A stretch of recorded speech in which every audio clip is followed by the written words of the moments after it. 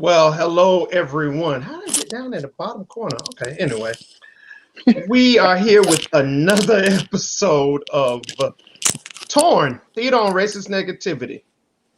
I have a new set of panelists for this evening, and we are just going to have conversations because there have been some things that have happened in the news in the last 2 weeks, and we're going to talk about them. So this is what I would like for you guys to do. Introduce yourself, first name, last name. Say what your job is in theater, what you do in theater, and where you're from originally, and your nationality. Okay, so I'm gonna start with you, Naveed. Hi everyone, my name's Naveed Moeed. I'm a local actor, also on the board of Bear Theatre, and a staff writer for Chatham Life and Style. I'm originally from the UK, England, as you can probably tell by my accent, and my nationality is British. And my ethnic origins, which are part of my identity that I'm proud of, are Pakistani. Okay, thank you, sir. All right, Renee. Again, your name, your theater job, where you're from, and your nationality. My name is Renee Nix. I am from Durham, Bull City. Yay! My theater jobs. I am a playwright. I am a director, and a producer. My nationality. I really have always wanted to check other. Can I check other? Yeah, no, that's not gonna work. But I'm a mixture of so many things. I mean, Okay, I'm African American. If that's what I have to check, Okay, did you? Let me see. Yeah, you gave me everything. All right, Mr. Britt, your turn. Hi, I'm Dustin Britt. I do several things moderately well, as opposed to one thing really well. I'm a critic and an actor and a director and designer and assorted other little things. I'm kind of everywhere, and a theater teacher as well. I am originally from Knightdale, North Carolina, but I'm also coming to you from Bull City. And I identify as, I guess you could say, a Canadian American because I'm a 50-50 split. Okay. 2 passports. 2 passports. Okay. And Mr. Jennings, your turn. Hi, everyone. I am Byron Jennings II, actor. Let's see. I am originally from Gainesville, Florida, so I'm a Gator by birth, but I was raised in Charlotte. And I am an American. Okay. Yeah. Thank you.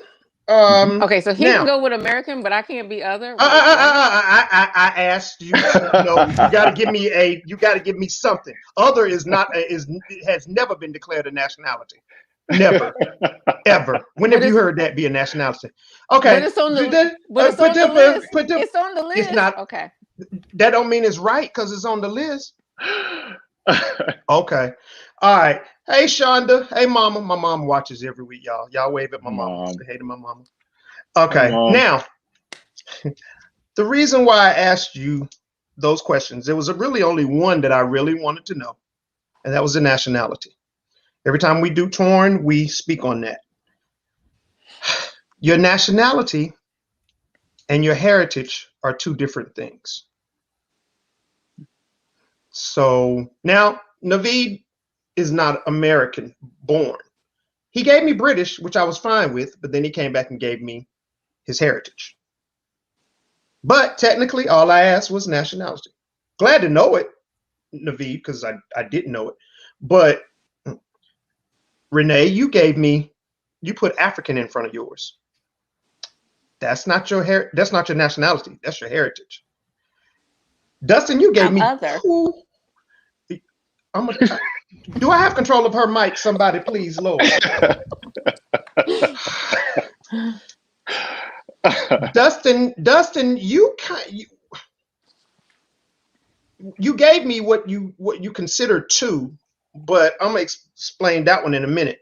And Byron apparently has seen the show before because he knew exactly what to say. I'm not liking you right now. No, I just know that nationality is. Yeah. Okay. Hey, Now, my degree, yeah. your degree, what? Okay, we'll talk. All right. Political Now, science, Dustin, so that's why. Yeah. oh, okay. Yeah. Yeah.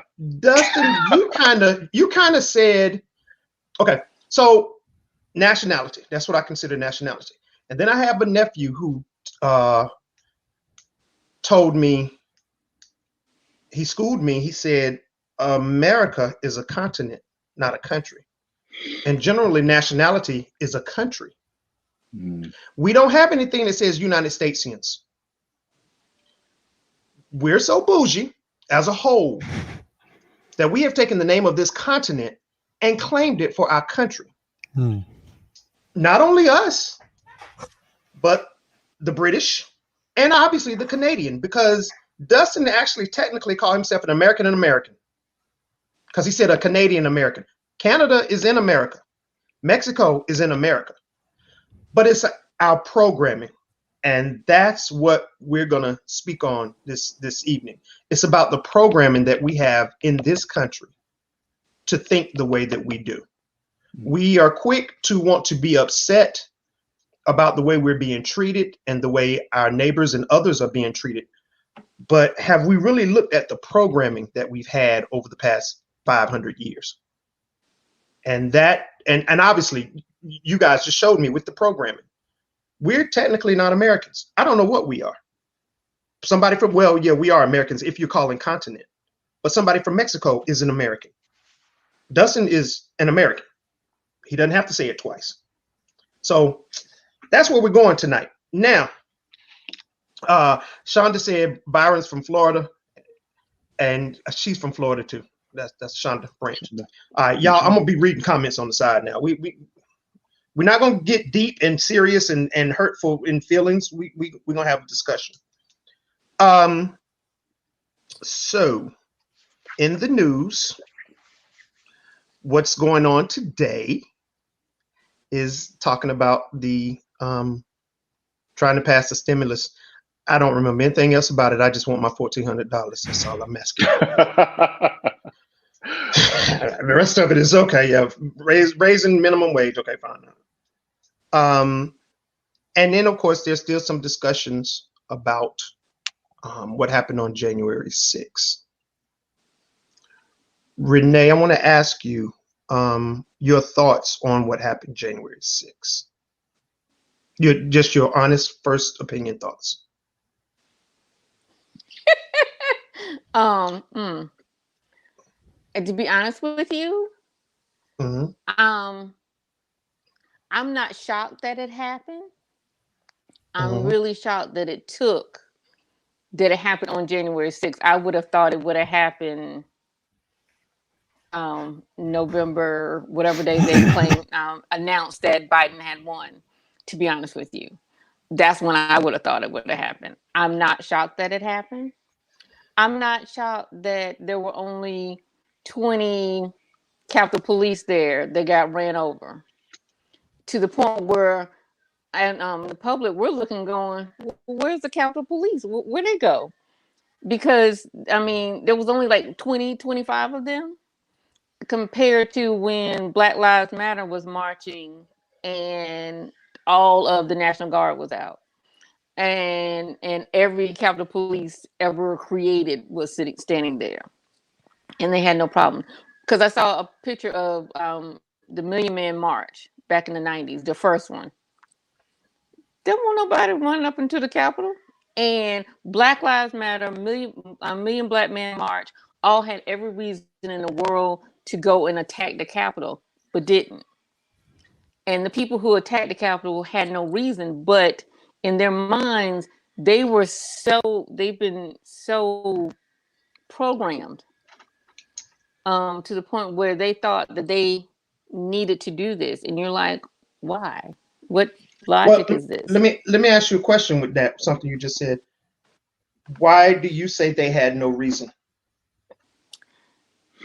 That is not how you're supposed to fix things in our government. Because if so, all of the minorities, we all should have gone in there and taken over the government many moons ago. So why should we? 1918. Okay, so why should But we that's have a not how. reason? But that's not how it's supposed to be done. This is a democracy. It's supposed. Let me rephrase that. This is supposed to be a democracy, and because it's supposed to be a democracy, then we go and vote for who we want in. And if we don't like something, then we protest legally, and we do stuff legally to say, "Hey, that's not right." We don't go and attack our officials the way it happened on January the 6th, because that's not how it's done. That's how it's supposed to be done in third world countries. And on January 6th, we look like those third world countries.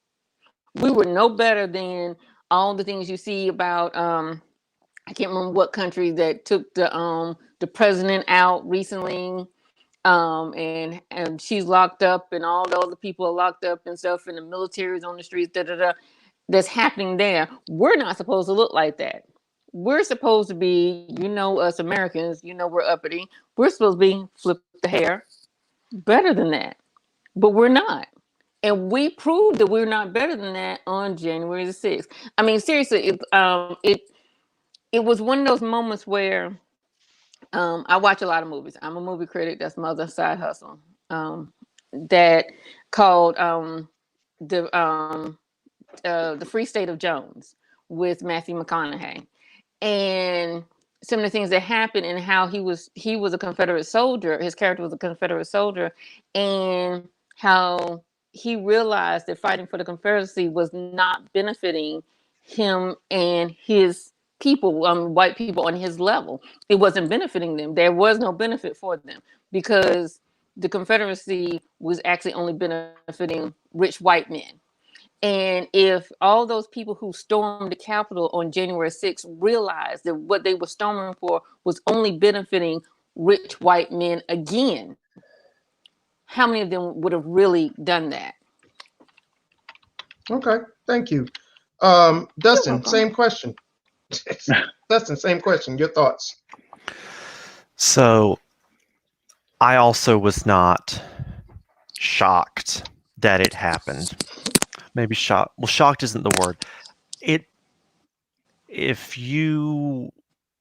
If I had been completely out of touch with what was going on, and I didn't know what was happening on Twitter that day, the day before, the week before, the month before, the year before, I would have been shocked and mortified. Now, I was mortified and disgusted and disappointed in the way that a parent is disappointed. It's like, I'm not mad. I'm just disappointed. The teacher in me really kicked into gear. And I found myself, I try to be empathetic when possible, even with crazy people. When I say crazy people, I mean people like the people who stormed the Capitol, not people like me who have legitimate mental health issues. What was so terrifying about it, it's not what they did. Because if I felt the emotions that they were feeling, I would have made the same choice. If I felt that level of trapped and oppressed. Now, here's the problem. They felt that because they have been lied to. So we have this very strange situation where their feelings and reaction to what they were told, if it was true, seemed valid to me. If you believe the lie that you had been told. That's where I'm stuck, because I hate them for what they do, but also, if I had believed what they had believed, I would have been there with them. You know what I'm saying? So I'm in this weird land where, yes, these are awful people who are doing awful things the wrong way. But I try to think about, if we really think about where their mindset was and what they believed was injustice, part of me can't blame them for reacting the way they did to the thought that they had, if that makes sense. Not to justify the behavior, but to figure out where it's coming from. Okay. Thank you for that. Naveed, I'm going to switch because of your heritage and your nationality. During these last 3-4 months, have you experienced any overt racism from people in this area? Whoa, you had to ask that one, Juan. So, no. Overt racism, no. Okay. And it's a very southern thing, because I think that even at their worst, people in the South don't do overt racism very well, but what they do is covert racism. And I belong to I'm Muslim by heritage, but I also belong to a Quaker community here, and that's a load of white people. And what I found since November 2016 was just a gentle emboldening, and there's something sinister in those words. A gentle emboldening of racism, whereby even the most privileged and liberal of neoliberal white people start to buy into this trope, this idea that, well, hey, maybe there is something to be said for colonialism. So that gradually crept into conversations, and kind of coming back to what you asked the others, was I shocked by what happened? No. But was I in fear? Yes. Because the same language and the same rhetoric that was being used by these people was being reflected in subtler conversations that I was having with white people in and around Chapel Hill and my neighborhood.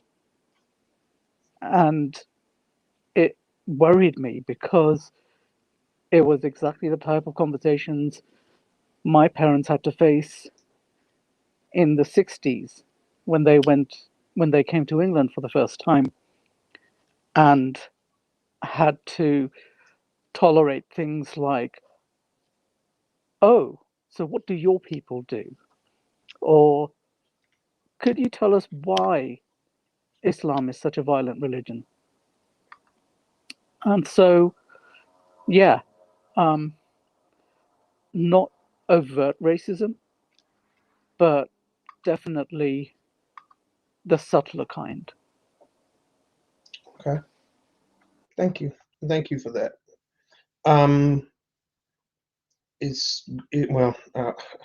This kind of sounds crazy, but it's great to hear it from someone else, other than hearing it from Black people, because I think that's one of the other parts of the programming is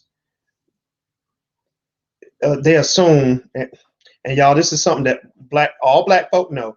We jokingly talk about it, but we say if there are more than 4 of us together, then we need to separate, because they're gonna think either we saying something or we about to rebel. That's what the white folk gonna think.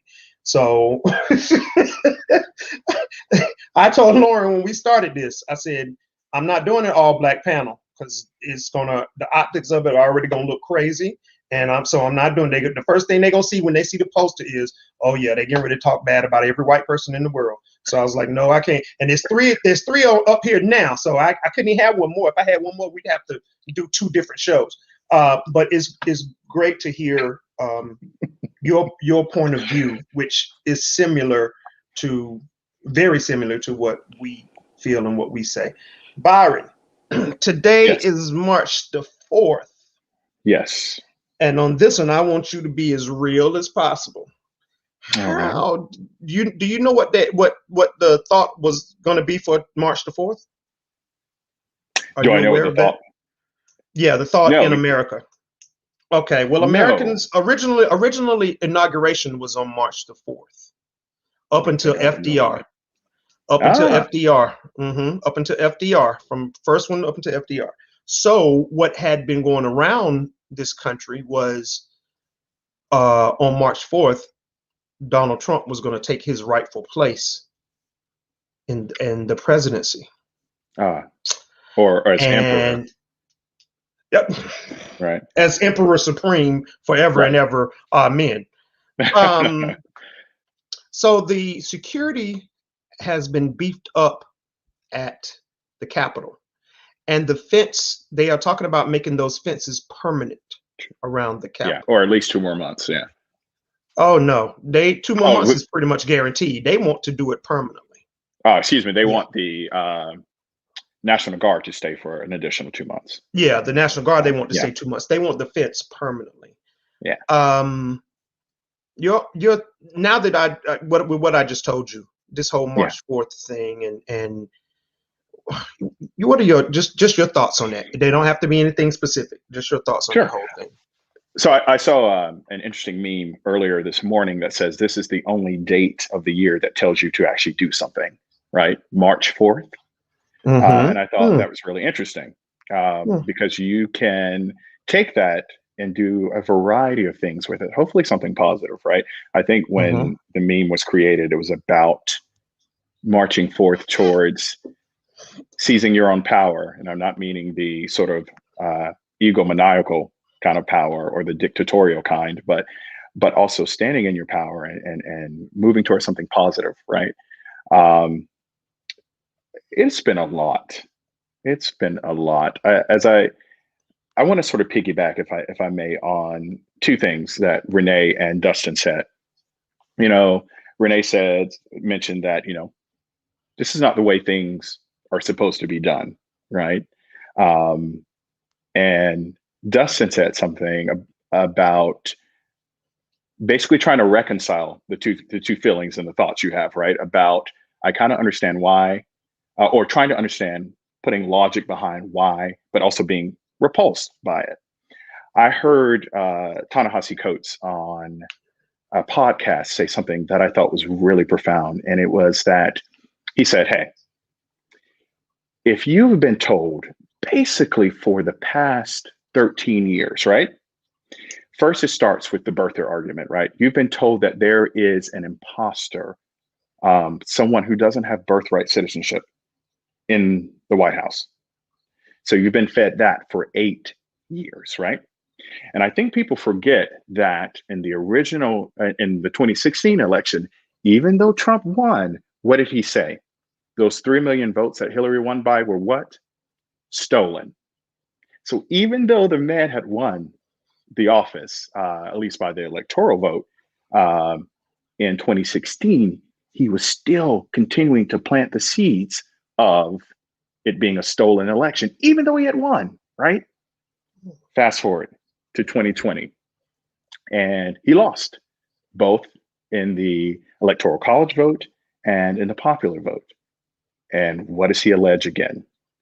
So piggybacking on what Dustin said and something Ta-Nehisi Coates said, if you have been told, and actually, we can go back even further than the birther, the sort of electoral malfeasance that Trump has played on has actually been a mainstay for a long time, a long time, longer than people know. That seed of elections being stolen or fraudulent or is something that's been around longer than when Obama was here. And so if you get to that point where you're like, there is a criminal element in this country, right, that is seizing power illegally, what's your response to that? What do you do when you felt like you've gone through the legal way of trying to vote for someone, but you've been told that the man that held the office for 8 years was not born here? You're being told that even though the man you support won the presidency in 2016, that those 3 million votes should have been his, right? And then you're now told that in 2020, once again, fraudulent votes have happened. No one is listening to you, right? According to these people. So you have to storm the Capitol. And when I heard that, now, like Dustin, at the same time, I'm like, no. But kind of piggybacking on what Renee said, it's not who we are supposed to be, but it's certainly how we started out, right? Boston Tea Party wasn't everyone sitting around with crumpets and having tea on a boat. That was very much a politically charged event, right? Throwing barrels of tea, boxes of tea overboard. Revolutionary War. You know, we didn't just send a letter to King George and said, we're breaking up with you. Please sign the divorce papers. Like North Carolina, we're going to give you a year for a legal separation, and then we'll come back to you in 1777 with the divorce papers. No, what did we do? We revolted and we fought. So every time something like this happens and I hear people say, that's not who we are, it is. It is exactly who we are. That's what I have to say about that. I appreciate that. Now, you spoke of the legal way of people going through and voting and still not getting what they wanted. Mm-hmm. Let me see if I can bring this up. Oh shoot, hold on. Lauren, share me. Poor Lauren, I just put her through so much. We love you, Lauren. Share screen. Share screen. Share screen. I'm not going to turn the sound up on this. Eventually, if Lauren there you go. I don't want to hear it, but I want you to see something. See two things.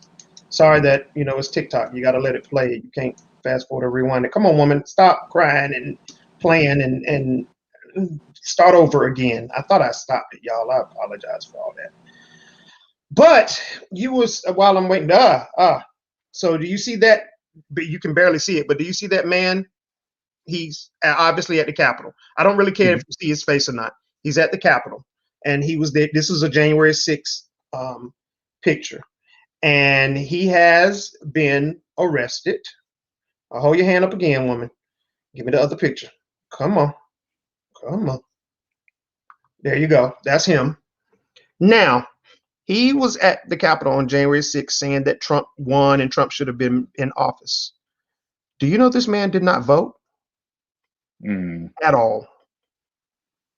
So, not saying it debunks your whole theory, Byron, but you're saying they voted, and why isn't Trump in office? This man didn't vote. But he's still down there fighting. Now, does anyone else, let me stop sharing. Does anyone else have the thought that where did a little bit go? Okay. Lauren, I don't know if, Renee, there you go. Okay. Did you call me little bit? Dustin, you're not coming to you're not coming to my defense on this little bit thing. Why? Okay, yeah. Mm-hmm. Okay. So with that being said, Dustin, your opinion, did he not vote and not do that stuff because of privilege? Because he felt like Trump should win, but he didn't vote. So I'm not understanding. So back to what Byron had said, this man's already been convinced that his vote does not matter because it will be stolen. Okay. It will not matter because even if Trump wins by 3 million, their votes are going to be stolen. So it sounds very hypocritical for him to complain about the results but not have voted. There are plenty of people who complain about the results who did not vote. Those numbers are scary numbers. But whether he believes that his specific vote would have made a difference or not, his anger and ire is so deeply embedded, my assumption is. And he has drunk the Kool-Aid that has been practically forced upon him at this point. Because honestly, you think about certain social media outlets, we all kind of get in our own echo chamber. Mm-hmm. And I like to think that my echo chamber is a good one to be in because it confirms what I already believe to be true. Well, that guy thinks the same thing. Yeah. So, I mean, maybe I'm the a-hole. I don't know. But he probably believes his vote would not matter because it would be taken by somebody. So why bother? Which, if you remember, if I may, that is what Trump said in Georgia. Why go vote? Remember, before they sort of convinced him to stop saying that and actually tell people to go vote. But previously what he said was everything is, once again, it's fraudulent there. Don't even show up to vote in the runoff for the senators. Don't do it because your vote's not going to count. So we see what the result of. I like to think, though, that the result of that was less of Trump people coming out and more of the amazing goddess Stacey Abrams working her magic. But I wonder. Yeah, once again, I'd be so curious to know what state that man is from. I don't know. I'd be very curious to know. It's also possible that he's coming from a blue state and it wouldn't have mattered. You know what? She says his name, but I'm not going to play it because she is cussing up a storm. And literally her name, I saw it. We're on the same page. Her Twitter name. Okay. I'm going to hang out with her. I'm going to call her.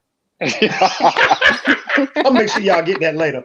I wish I had listened to it before and got the name, but it would surprise me if this guy was from a bluer state where it probably wouldn't have mattered anyway. But they said that the majority of those people who stormed the Capitol did not vote, and I think it's a combination of their vote might being stolen, but also the whole concept of and part of what happened to Hillary in 2016. He got it. He gonna win. He don't need my vote. Because if you are convinced that, blah, blah, blah has got it, everybody, everywhere I go, there are posters in the yard that says, his name. Why? He don't need my vote. It's all right. I ain't going to worry about it. It's all good. We ain't worried about no virus, obviously, but hey, he got it. My people, they got it. So he going to win. He going to win by a landslide. You heard him talk. So if you're under that impression also, that he's good, then why go vote? And because the majority of those people did not vote, which to me is crazy as all get out. I mean, pause. How am I going to protest something and I ain't do nothing to help it? And I think Renee brings up a brilliant point here, which follows on from what Dustin said about bubbles. So our bubbles in these election cycles tend to bring about within us cycles of unreal optimism and unreal pessimism. You will get a whole group of people on a WhatsApp group who, start talking about fraudulent votes, start talking about a fraudulent election, start talking about all these stolen votes that then further feed into the news and become selective with the news that goes into those little, it could be a family group, it could be a group of friends or whatever that bubble is, but it just generates more and more energy in either the downward spiral or the upward spiral.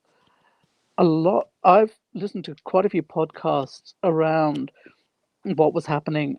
One in particular called On the Media,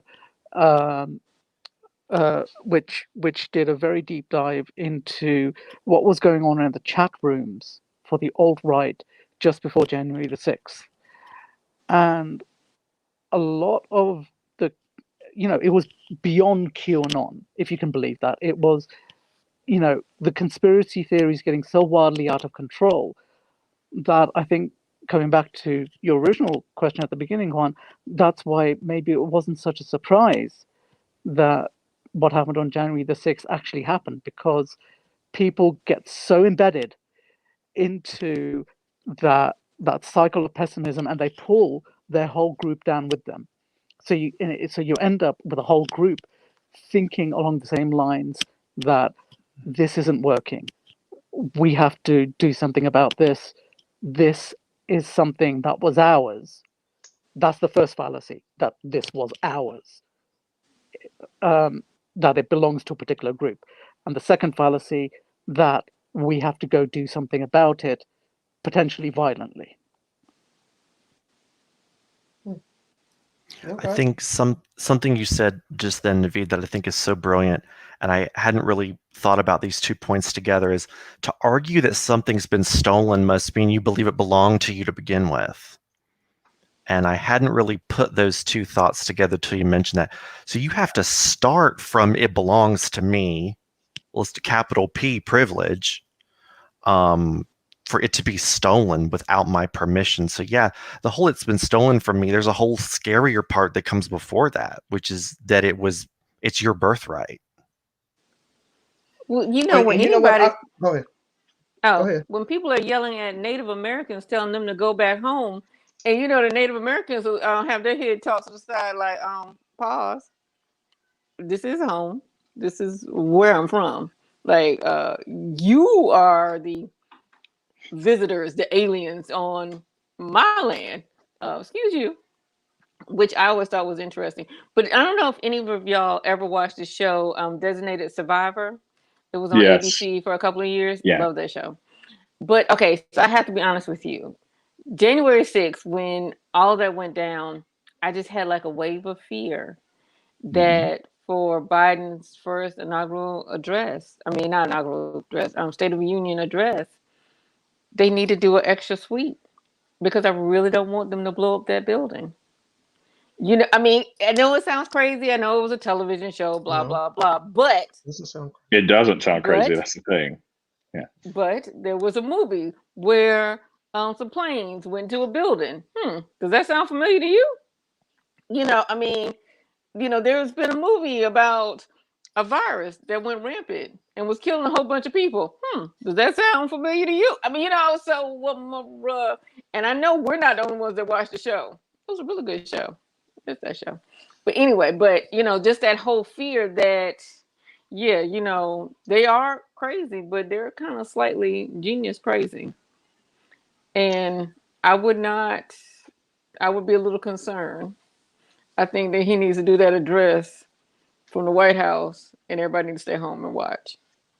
Okay, go on. Something that Dustin said that I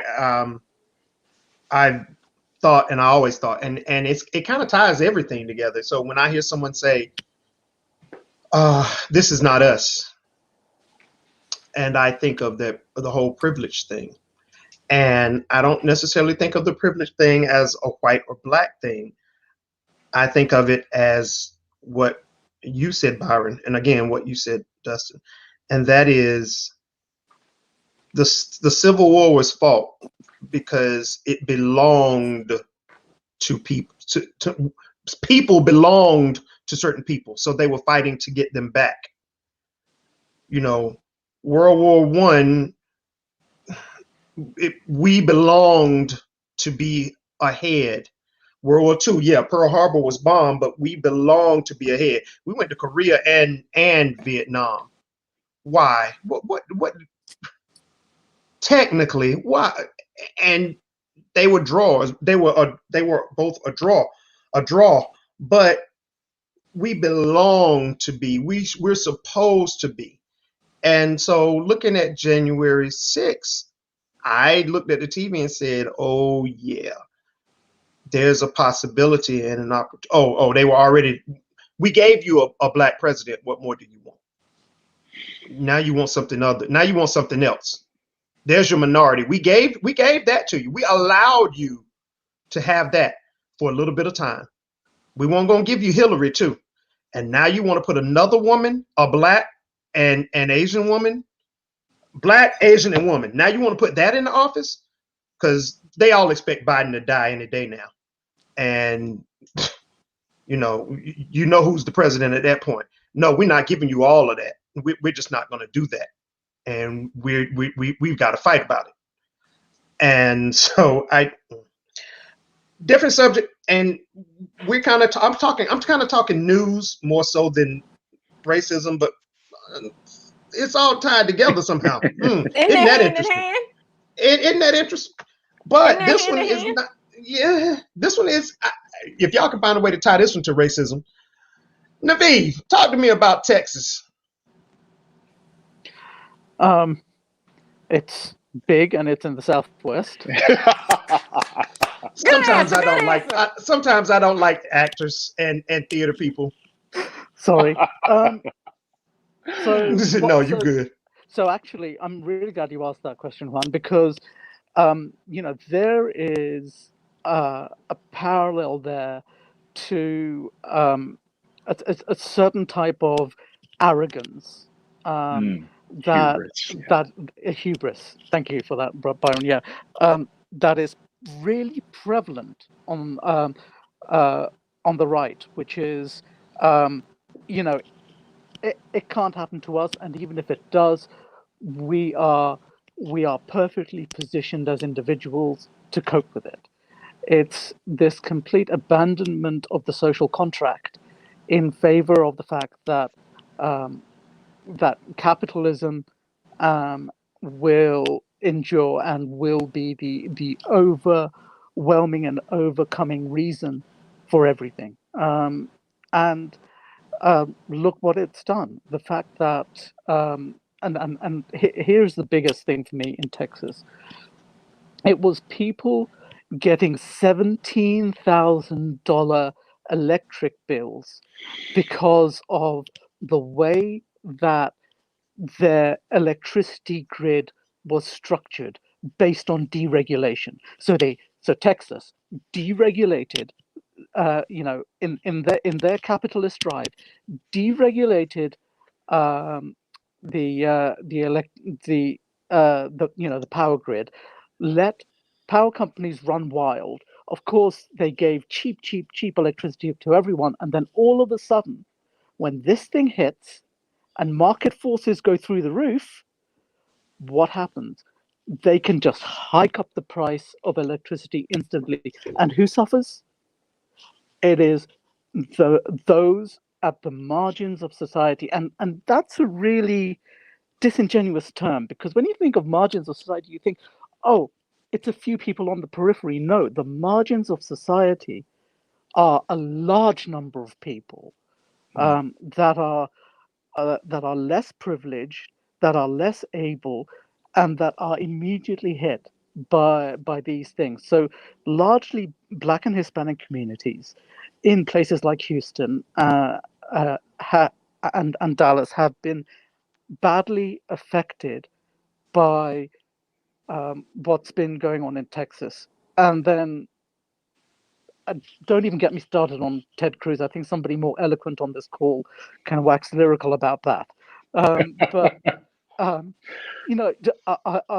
Suffice to say this, that when capitalism, I know I sound like a rampant Marxist here, and I promise you I'm not, but when capitalists see things going south, they usually get out of town, and that's pretty much exactly what Ted Cruz did. Dustin, tell me about Texas. So here's the thing about Texas. To get very, very specific and very literal about it, Texas is a group of people who live in a place that we have drawn an arbitrary border around and decided that this is Texas. So Texas, the governor of Texas does not speak for the people of Texas any more than Joe Biden or Donald Trump speaks for me.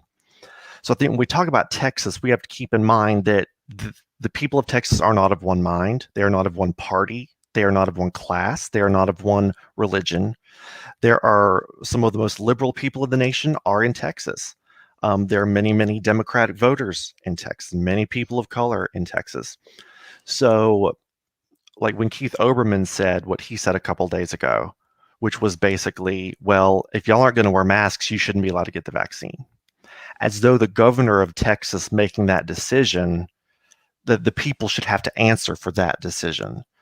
And I think that we have to be really mindful when, I mean, people said the same thing about North Carolina. Oh, it's a red state, therefore ABC. Well, sometimes we're red, sometimes we're not. It depends on the way the wind is blowing. But I've even said in the past things like, oh, well, yeah, Mississippi, well, fill in the blank. And then one thing we have to step back and say, whoa, whoa, whoa, whoa, whoa, whoa, whoa, whoa, whoa. There are like me, there are queer kids in Mississippi who are terrified of their neighborhoods. I'm throwing them into that same lump. So I think we have to be really mindful that we talk about Texas as though it is represented and spoken for by its governor, and it's not. Okay. Eeny, meeny, miny. Renee. Yes. Okay. So Everybody's gonna get a little Texas. Go ahead, Texas. okay, so for Texas, here's the thing. I think part of Texas' problem is I think the governor, to a certain extent, is trying to take out everyone who is not on his level. Meaning that people who don't have money, if you die, I don't care. If you don't look like me, I don't care. If you look like me and got no money, you can die. Because I think his goal, to be honest with you, to a certain extent, is to truly thin the herd, for lack of a better term. Because the people who would die by not wearing any mask or anything are people of color, people, the Hispanic population, and the poor white people that live in Texas, because we don't really care about them. Yeah, they might vote for you, but we don't really care about, you're not coming to my house to have dinner. I'm not going to see you at the restaurants that I eat at or where I shop. We don't care about you. Whatever. I'll take your vote and run. And those people are the ones that, to a certain extent, I think he doesn't care if they die. Because he's not going to go to their funeral. He's not going to visit them in the hospital, none of that. As opposed to people with means who have probably already paid for and gotten their shot, who can go out and feel like they're safe. So it's going to have to really take all the individuals that are thinking that are not going to listen to the governor, that are going to still wear their mask. And my friends that I have down there all like, you can say whatever you want to, but I'm wearing my mask. I'm doubled up. I done got my N95. I done got double mask. I have everything. I am covered. So, I mean, I really think to a certain extent, he is trying to thin the herd. He really is. Okay. Byron, Texas. Texas. Something that's interesting about what happened in Texas, and for a few events that have happened over the past few years, the election, right? I saw something interesting around November 7th, right? When Biden and Harris were declared the win. I'm going to sort of go out a little bit and come back in. When they were declared president-elect and vice president-elect, and some states were still counting, getting everything together, but their win was projected, right? I saw this interesting article that just said, you know what? I know more about Maricopa.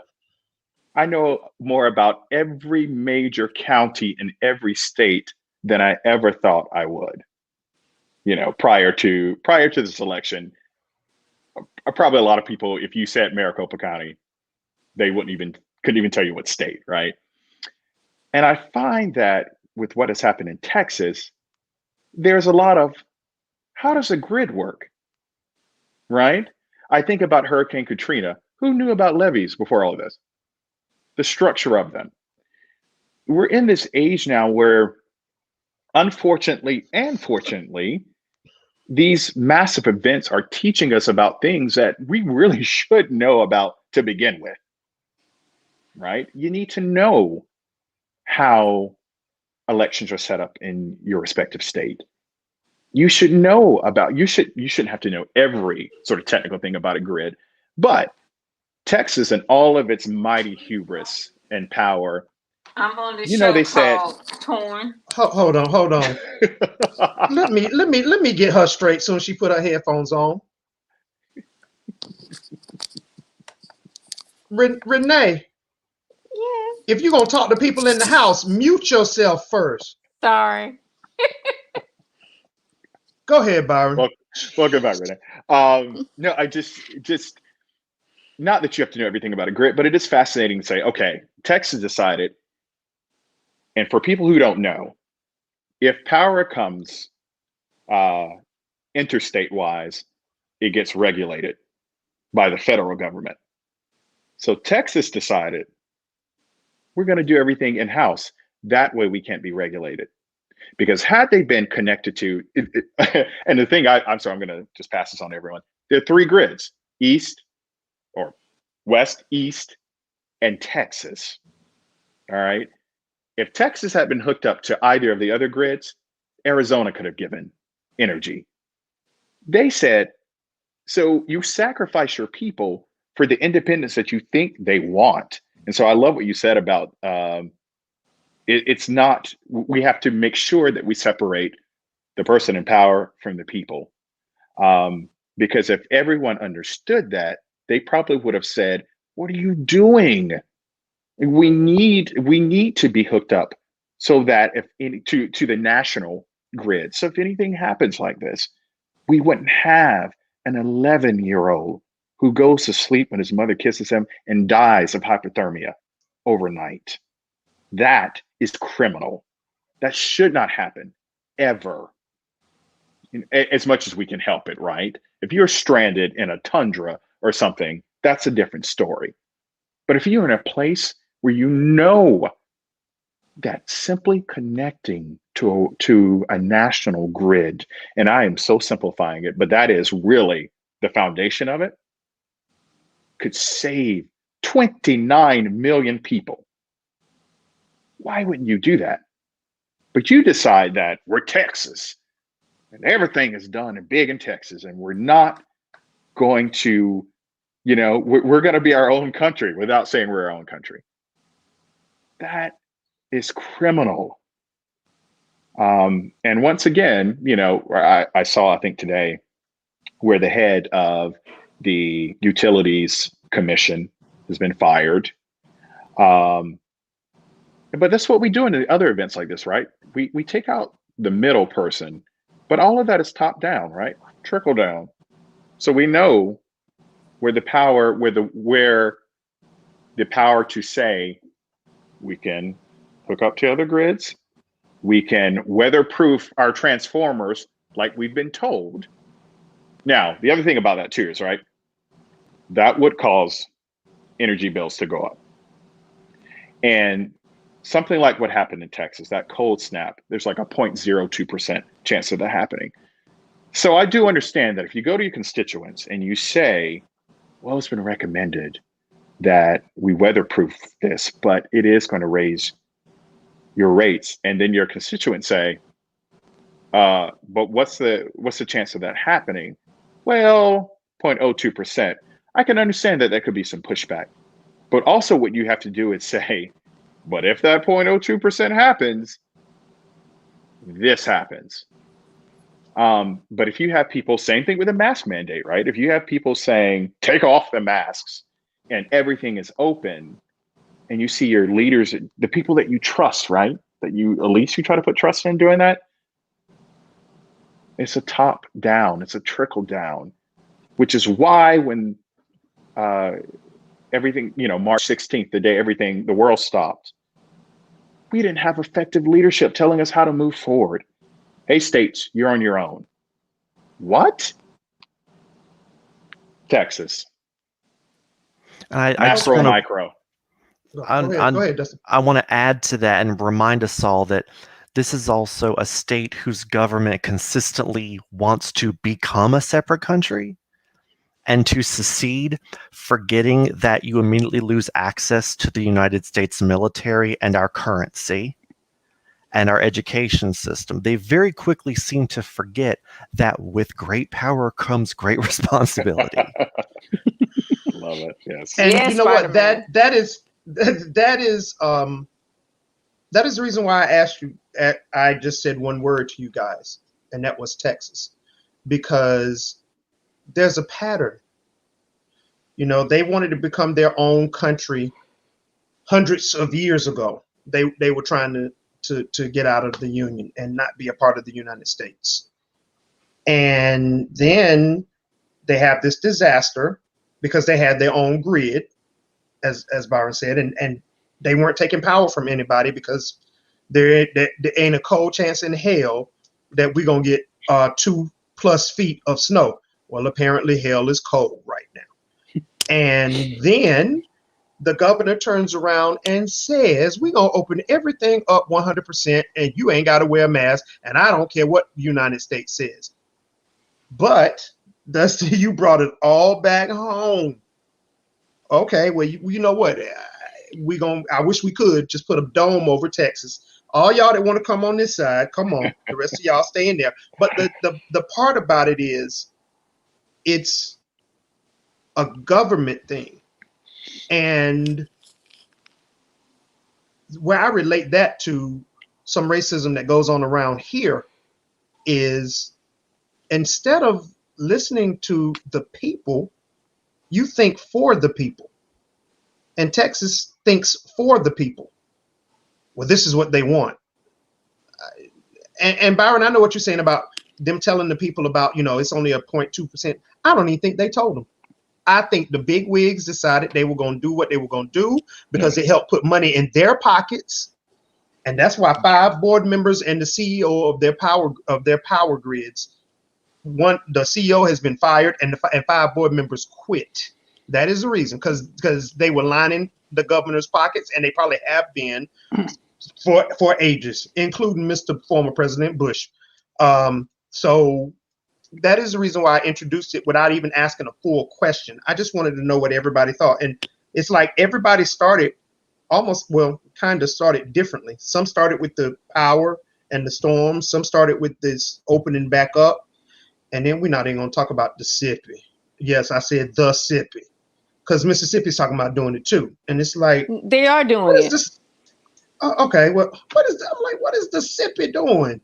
What's going on in Mississippi? They trying to kill them there people. And then is it Arkansas or Alabama? The governor of Arkansas says, no, y'all gonna keep the mask on your face. Alabama said they possibly talking about doing. Let me ask this question. Stan put a question up here and says, do you think there's a disparity with how leaders are being held accountable in natural disasters? Because he said, like in Katrina, leaders were blamed, but in the case of this, they're calling it an act of God. Anybody? So there. I mean, this made me so mad. Flames on the side of my face. It was a tweet from a mayor in one of the cities in Texas that said that this city, this administration, this county, this state owe you nothing. This was actually a tweet he sent out. That that we owe you, the citizens. He was addressing the citizens, owe you nothing in this disaster. And then he goes on and on, digging himself deeper into the hole. Well, of course, Twitter blew up and he's having to leave his position. But the fact that he felt empowered with that type of arrogance to actually go out and say that says it all. Leaders and I've seen this happen in the UK time and time again. In fact, the rest of Europe as well, where things that could have been prevented by government, if they end up happening, it's an act of God. It it devolves them of all responsibility. Hey, sorry, not my problem. It was an act of God.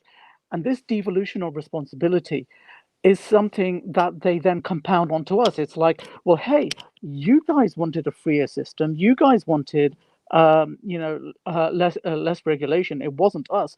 So, all these acts of God, they're on you. They're on you, Mister Poor person who's on less than minimum wage. I'm sorry that this absolute disaster happened to you, but hey, there's nothing that we could do about it when there is everything that the government can do about it if a government is well prepared. I don't necessarily want to drag Scandinavia into it because they're not really shining paragons of virtue, being some of the most privileged states in the world. But nevertheless, Sweden and Denmark and Norway, and the majority of my family actually lived there, believe it or not. So I've visited there very often. Are incredibly enabled when it comes to disaster management and the most remote of remote circumstances happening. They've put that in place. That is something that they made themselves responsible for, and we've just gone in the opposite direction. We put more and more responsibility on the individual, on the personal, so that there is less due diligence and care from the state. And of course, then it can never be the fault of the state. With Katrina, it's very easy for most of us to believe that a white government would betray its people of color. People in Texas cannot imagine that their white leadership would screw them over because they're white. It must be God. Because what this white man that I voted for to protect me is not going to hurt me. He may have a golden hat on, but he's not going to hurt me. But when black people are hurt, we totally believe that white people did the damage because it's such a pre-existing narrative. We've seen examples of it. White people don't want to believe that white people would do horrible things to them. So of course it's God's fault. It's not my goodness fault. Yeah, I'm sorry, yo, who? My goodness. My goodness. Ain't my goodness fault. Well, ain't my goodness fault. Oh God, I had to have that one. I had to hear that one again. Also, there is something to be said for the fact that with Katrina, there was a physical manifestation of the literal breaking of the system. Water going through barrier, you can really see it. Power going out and people dying is such a less visceral, tangible thing. But again, it's because white people can't imagine being betrayed by powerful white people. And it's interesting that you say that because that actually has me quickly circling back around to January 6th. Right after that happened and people were arrested, they said, well, on January 19th or on the eve of January 19th, hold on, folk want to talk to me now. On the eve of January 19th, when Trump pardons, he's going to pardon everybody that got arrested on January 6th. He ain't pardoned none of them. So I'm wondering if they're calling that an act of God. Because he ain't pardoned a soul that was out there at the thing. Yes, nah. The guy who had on, he called himself a shaman that had on the the hat and the fur and all that. Yeah, that's what he said. He was expecting 45 to pardon them, and so because they he went up there, but he doesn't feel that he should be in jail because how did he say it? Because he did prayers and he's a shaman and he prayed over the room and everything, and he stopped people from stealing muffins. Muffins, really? We're protecting muffins. He said that with a straight face that he stopped people from stealing muffins. Okay. Yeah. Wow. Okay. And he felt that as a shaman because he went to a sacred place and prayed that he should not have been arrested and that he should have been pardoned for what he did. That's how he felt. As yeah, yeah. I was just like, pause. Byron will know much more about this than I do. My understanding of pardons is that in order to be pardoned, you have to have been convicted, and a pardon is an admission of guilt. Mm-hmm. And it doesn't And get it rid only- of the crime, it gets rid of the punishment. Right. And it only So in works order for him on the to federal pardon level them, too. they would have to be Yeah. admitting that they committed a crime, which Yeah. then makes him admit that they committed a crime.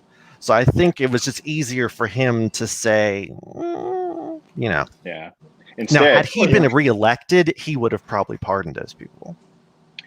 I don't know. He was busy pardoning what, Lil Wayne? Right. Like what? Oh, excuse me, Lil Wayne. Yeah. Mm-hmm. Yeah. So I wonder how that makes some of those people feel. Like he pardoned this rapper over here, and you stormed the Capitol in the name of this man. And I would love. No, you know what? Let's say it like it really is. He didn't pardon the rapper. Let's say it like they say it when they in the house. You pardon that nigga, but you ain't pardon my cousin. You know, let's call a spade a spade.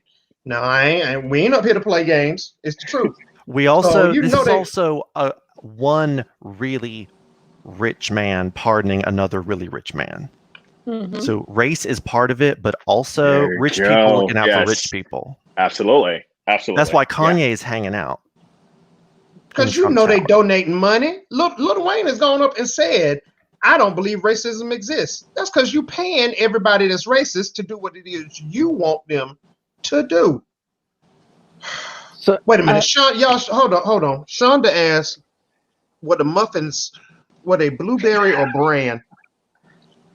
I think it was a whole. I think it was a whole variety of them. I think it was bran, blueberry, apple. And was it Otis Spunkmeyer? Was it the variety pack? I don't think Actually, I think they came from a bakery. I don't think they were store bought. So yeah. Okay, duh. Now, I don't even know why I repeated it. I can come up with a whole story. They were made by the Baker's Caucus. I forgot I have theater people up here. Naveed, what you gonna say? But coming back to this issue of thank you. He's gonna go into the muffins too. Come on, Muffin Man. Getting us out of Muffin Land. The one thing that this highlights with the pardoning is this cognitive dissonance. And so, brief explanation of cognitive dissonance. Very simple example. You know that you smoke heavily. You know that smoking is bad for you. And so it creates a little bit of in your brain. And that little bit of in your brain where you're doing something that you know is bad for you, that's called cognitive dissonance. And what we do as humans with cognitive dissonance is the moment we encounter it, we try to find all sorts of reasons why why what you're doing is still the correct thing to do. Oh, no one in my family has ever died of lung cancer, therefore I can continue smoking. Or, hey, I still sell out a full house. Oh no, you're frozen. It's that Geico commercial. God, he was getting ready to get into it too. Oh, he was. I feel like the next thing he was about to say. Yeah, that was gonna be it right there. The next thing was gonna be it. Oh man. Did you call him the Geico commercial? I hate. Yeah, y'all know. Okay, you're back. You're here now. Oh yeah, sorry. Yeah, so coming back to it, so you keep smoking because, hey, no one in my family ever had lung cancer, so smoking can't possibly be bad for me, or I might not die of a smoking related disease, or hey, I sell out the theater every night, so the play that I'm putting on must be good. These things are cognitive dissonance, and that is coming back to Jan had to bring theater into it somehow. Go ahead. But Okay. but coming back to January the 6th, and the pardons as well, the cognitive dissonance in the mind of these people is that, hey, we know that storming the Capitol is bad. We know that we're doing one of the worst things ever, but the natural consequences of what happens because of this don't apply to us, because Donald Trump will pardon us, or because some kind of other magical thing will happen. And a lot, and this is what perpetuates a lot of the negative dialogue in our society, because cognitive dissonance is actually on both sides. It's on our side as well as on the other side as well. And when we look at the cognitive dissonant moments on the other side, we absolutely despair. And it's very, very hard for us to realize, well, actually, hey, they're doing the same. They're looking at us and going, WTF? So it's something that we've got to be aware of when we're addressing others, because the moment you start attacking somebody's cognitive dissonance with logic, you've actually lost the argument. And something you said about them justifying what they were doing wrong. When it first happened, they were saying it was Antifa and it was Black Lives Matter people that were storming the Capitol. They were dressing up as with Trump gear and going, let me tell y'all something. I got a red NC State hat and I work there. And every day that I put that hat on, I look at the emblem on the front. Because don't ask me what. Well, I know the reason why. I look at the emblem to make sure it says NC State on the front of it. I don't know. Somebody might have snuck in here or while I was asleep and replaced my hat with a MAGA hat. But I know it ain't going on my head if it say that. Not gonna happen. So we're gonna go. Oh, and this is gonna tie us in. Social media apologies. But I want to go to theater. But I will say right quick, social media apologies. They have become the norm now. So it has become the norm to make your mistake and then apologize for it. Now, we have been told that, well, such and such got fired. But whoever checks after the fact to see if they actually got fired or to see if they didn't get rehired back? I don't want to answer that because y'all talk. Y'all like to talk. Let's go to theater. Let's talk about theater. I just want y'all think about that one. Of course, he said, you don't want to talk about theater. Okay, let's talk about theater. We're going to talk about theater. Racism in theater. Starting with, and I just want a one-word answer. I want a one-word answer. Does racism in theater exist, Naveed? Yes. Dustin? Absolutely. Byron? Yes. Renee?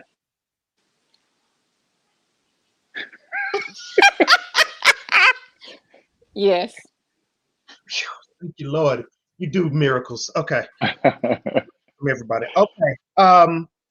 With that being said, not Renee.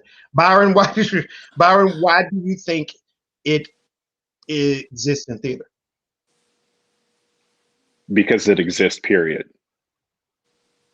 Okay, well, Dustin, theater is supposed to be a place that's different than all of that. Says who? Oh, okay. So it's the north of the country, but we also know that's not how it goes. What were you going to say, Juan? I interrupted you. No. Actually, you answered me. I'm good with that. Because that leads me on. So, Naveed, if it exists, then why isn't it spoken about more in theater? We're scared. We're scared because theatre is hierarchical by its very nature. You've got director, producer, possibly creative team at the top, and then you've got, stage management, whatever. Then you've got the talent. You've got a hierarchy, and for the same reasons that women were so scared to speak up for decades, centuries, I would even hazard at a guess. Um, the um, the fact is that we're scared that if we speak up, if I if you know if I speak up about the racism that I've seen in casting, then it could reflect badly on me. That it could mean that I may not get cast, that I might not get a part that I truly cherish. Okay, well, Renee, with that being said, then what do you think the hierarchy is mostly made of? Really? Uh, Yeah. non-Nubian men mainly, but I thought you'd like that. I knew you. I had to throw it in there sometime. But but That's here, that okay, non-Nubian thing, y'all. Non-Nubian. Yes, go ahead. okay, Hmm. but and here's the thing. I think especially like in theater, especially now since theater artsy, blah blah blah blah blah. People are trying to be more sensitive, and in their sense, being sensitive are actually being more racist. As crazy as that sounds, they think they're. A lot of people think that they're being more inclusive, and adding black people to a cast is like sometimes it's not necessary. I mean, I'm gonna be honest with you. Some plays, I mean, depending on what the play is, doesn't need any black characters in it at all because it doesn't fit the story. It doesn't fit the timeline.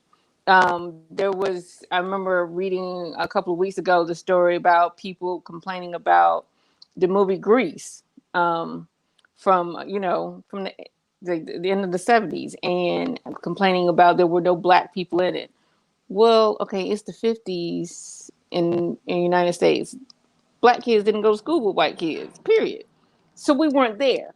And so now they're trying to do redo the show and everything, and they're trying to put black people in it. No, we weren't there. We still weren't there. No matter how much you try to Disneyize it, we weren't there. So, and I think sometimes it's white producers, white directors try to throw black people in, trying to be sensitive. Like, ooh, we need to, but they're not really colorblind casting when they should be colorblind casting. I think that sometimes it doesn't matter on some things. And some things it does. Like I saw a couple years ago, The Color Purple. And I can tell you, I've seen that movie 2008 times at least. And I could probably recite the whole movie from beginning to end. Um, that there were probably in total 5 white people in the whole movie, and 2 had speaking parts. Just 2. There were no white people in the juke joint. But when I went to go see this play, there were white people in the juke joint. Where'd it come from? There were white people singing in the choir in the church. Where'd it come from? They ain't go to that church. So I mean, like I said, sometimes I think that some directors try to be sensitive, and when they're being sensitive, they're being very insensitive, and they're missing the points of stuff. And it's because some things are the way they're supposed to be for a reason, and then some things, you can be way more open with. Yes, we can do Shakespeare with the all black cast, all white cast, all Asian cast. That's fine. But some things, I'm so sorry, but no, that's not how that's supposed to go. Naveed, you turn your mic on. Were you gonna say something? I was, but it's potentially a can of worms. I was just wondering if you can abstract or elevate colorblind casting to such an extent that even for periodicity, in drama, that it may not make a difference. And I'm thinking specifically of Bridgerton here, which has, it's made me it's made me think and rethink the whole thing. I tend to love things that Shonda Rhimes is involved in, but I started to really question myself when I watched this show, because it raised a couple of uncomfortable questions for me.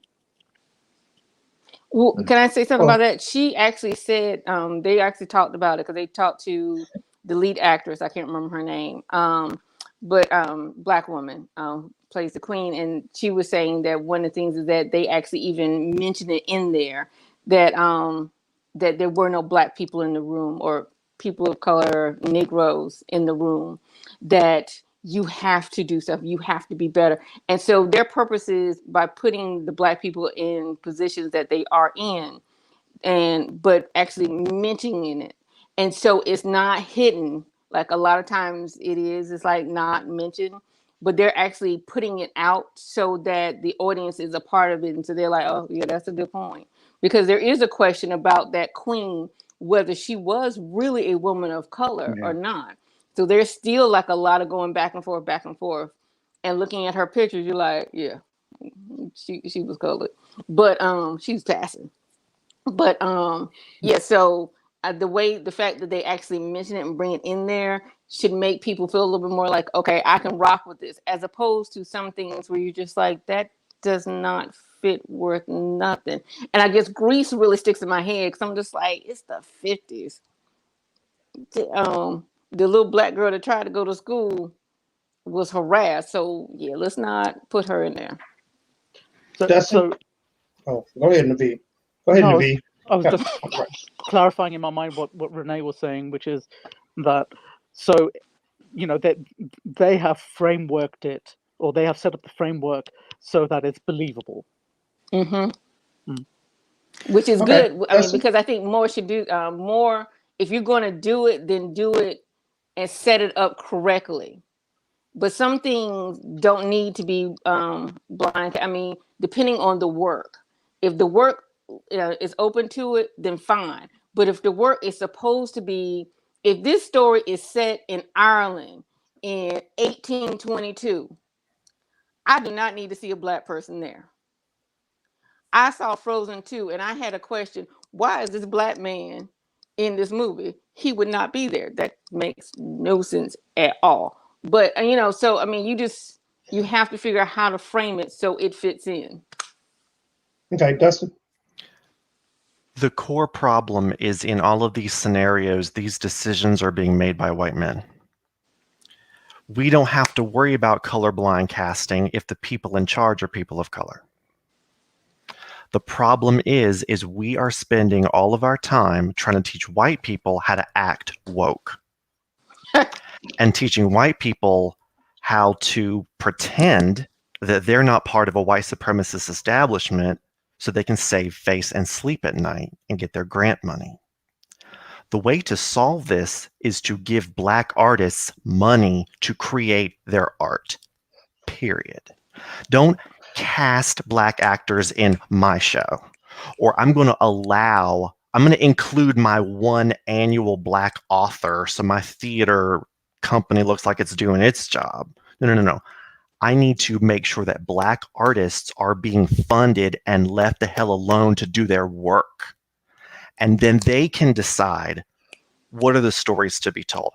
Just because so I have a theater company. I'm going to do The Wiz. Oh, I'm so freaking woke. No, you don't need to do The Wiz. And it's not my place to think that I'm doing black people a favor by allowing them to grace my stage and including them in a space which I've already claimed as my own.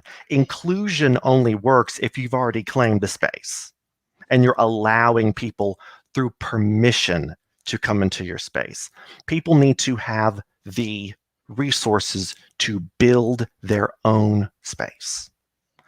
And that's why little conversations about, can a black girl play Tracy Turnblad? Or these are such tiny little things that don't fix problems.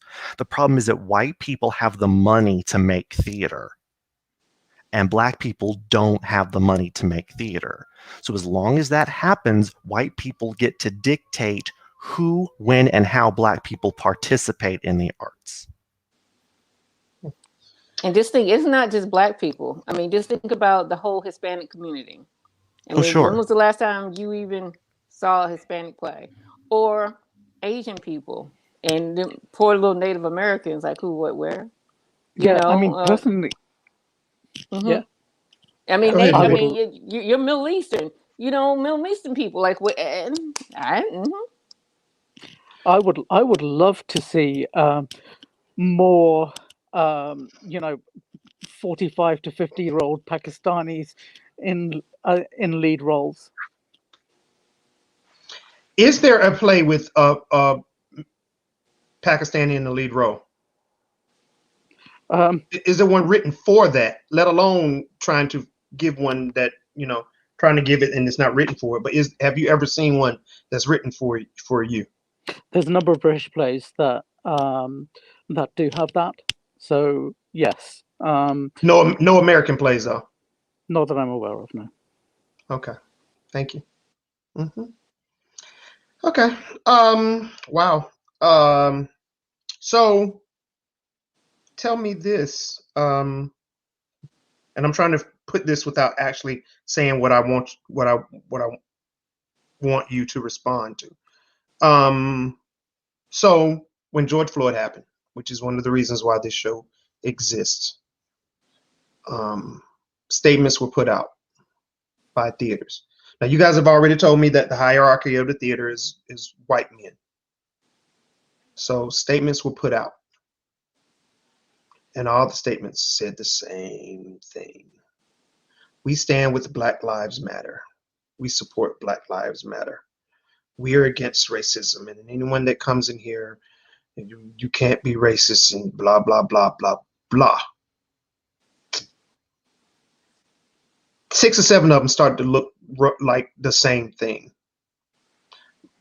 Byron, your thoughts if you had read all of them and they all started the way I just said they started? If I had read all of those statements and they all started the same thing, I would have wondered about how genuine the statements are.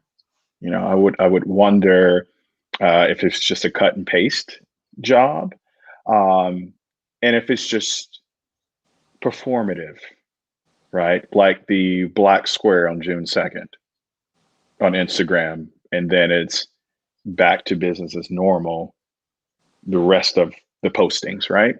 Um, I think it's important to really show, and I don't have all the answers for how people are exactly supposed to show true allyship and support, but I know that it's more than a statement. I know it's more than a black square. And I think that if you just put out a statement and then you don't do anything to back that up, then it is performative. And that's a problem. I wondered about when George Floyd happened, right after Ahmaud Arbery, right?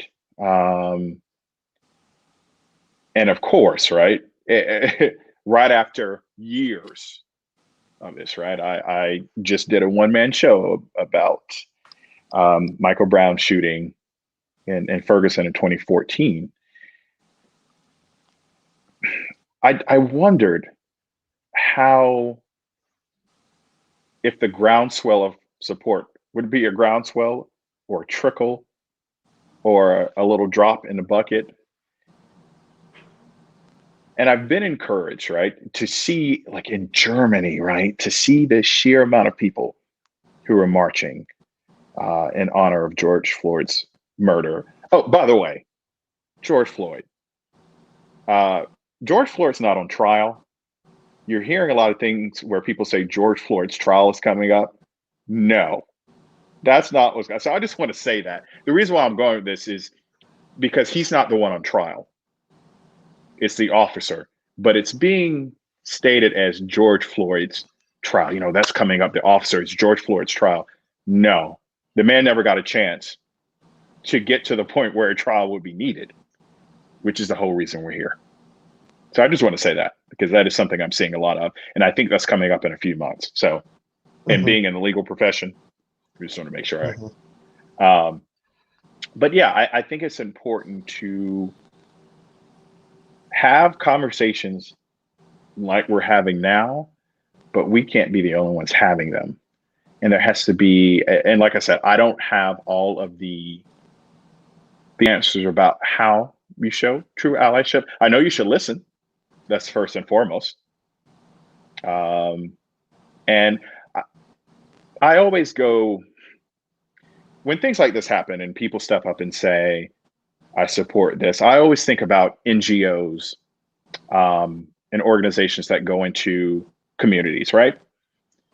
The ones that are the most successful are the ones who work in tandem with the community that they are supposed to serve or are trying to serve, right? The ones that are less successful are the ones who go in there with their prescription of how things should go without checking in with the community that they're there to help and serve. That needs to happen. You can't just walk into a place and say, I know what's good for you, though I just met you 5 minutes ago. There's a history, there's a spirit, there are bones, right? You really need to take the time to see how that community ticks, how it operates, what's the heartbeat, what's the life of any community you go in, and figure out how to work like this instead of imperial, because even though it's not a country, that imperialism also works for NGOs, also works for different kinds of organizations. So same thing with theater.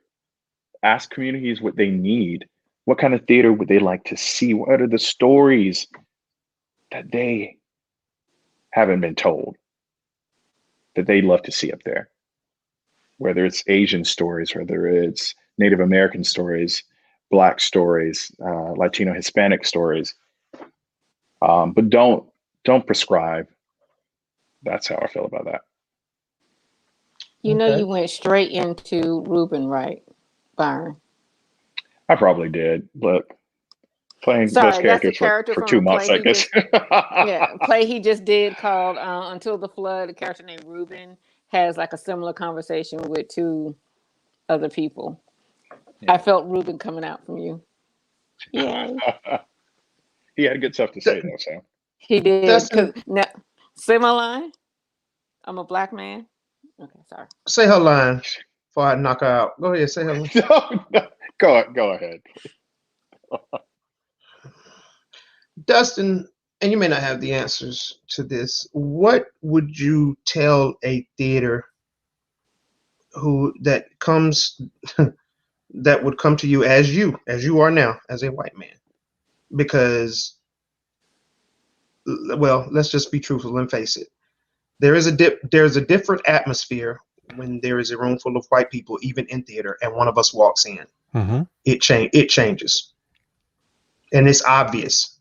All theaters is obvious, but with them talking to you, Dustin, because you're white, and they say, "Well, we've done everything we're supposed to do, and we did everything we can. We don't understand why the black people in this area are still acting the way they're acting. Why the black theater people are acting the way they're acting. We did everything we were supposed to do, and we did everything we can do." I would encourage them to listen to what Byron just said, which is quit trying to do what you think should be done and step back and say, come talk to us, tell us what is needed and how we can work with you to make that happen. Like you said, a boardroom of the most well-meaning liberal. There's nothing worse than a well-meaning white person. They will do just as much damage to you as a racist. The problem is they will smile at you while they do it. You have to have black people in the room. And everything Byron said times 10. I think one thing theaters, particularly in our area, don't do, only a couple do, is put out calls for submissions for directors. people tend to go to they have their little Rolodex. There's 30 names. We all know what they are. I could list them right now, of the same directors who are very good at what they do for the most part. But I'm not seeing theaters put up on their website, open call for proposals. Here's our number. Here's our email. For the next year, anyone, come tell us an idea you have of a show you want to do, a show you want someone to do, a thought, a suggestion. Open it wide up and be very encouraging. We want people of all kinds of backgrounds, particularly Black theater makers and artists. Come pitch your ideas to us. Not, we've decided this is our season and we're going to give a Black person a show, so we're going to give them this one. You're welcome. I did my job. No. Stop making choices for people. Shut up and listen. And put Black people on your boards. Oh my God. Right. Oh, right. And pay your Black artists too. That's a whole other thing. But that.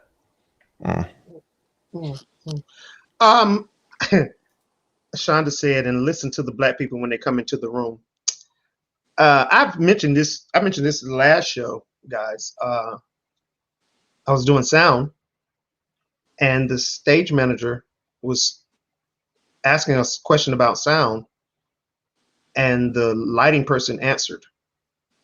And the conversation went back and forth between the two of them about what I was supposed to be doing as a sound person.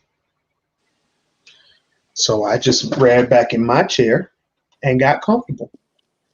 And then when the conversation was over with, the stage manager said, oh, okay, so that's what we do.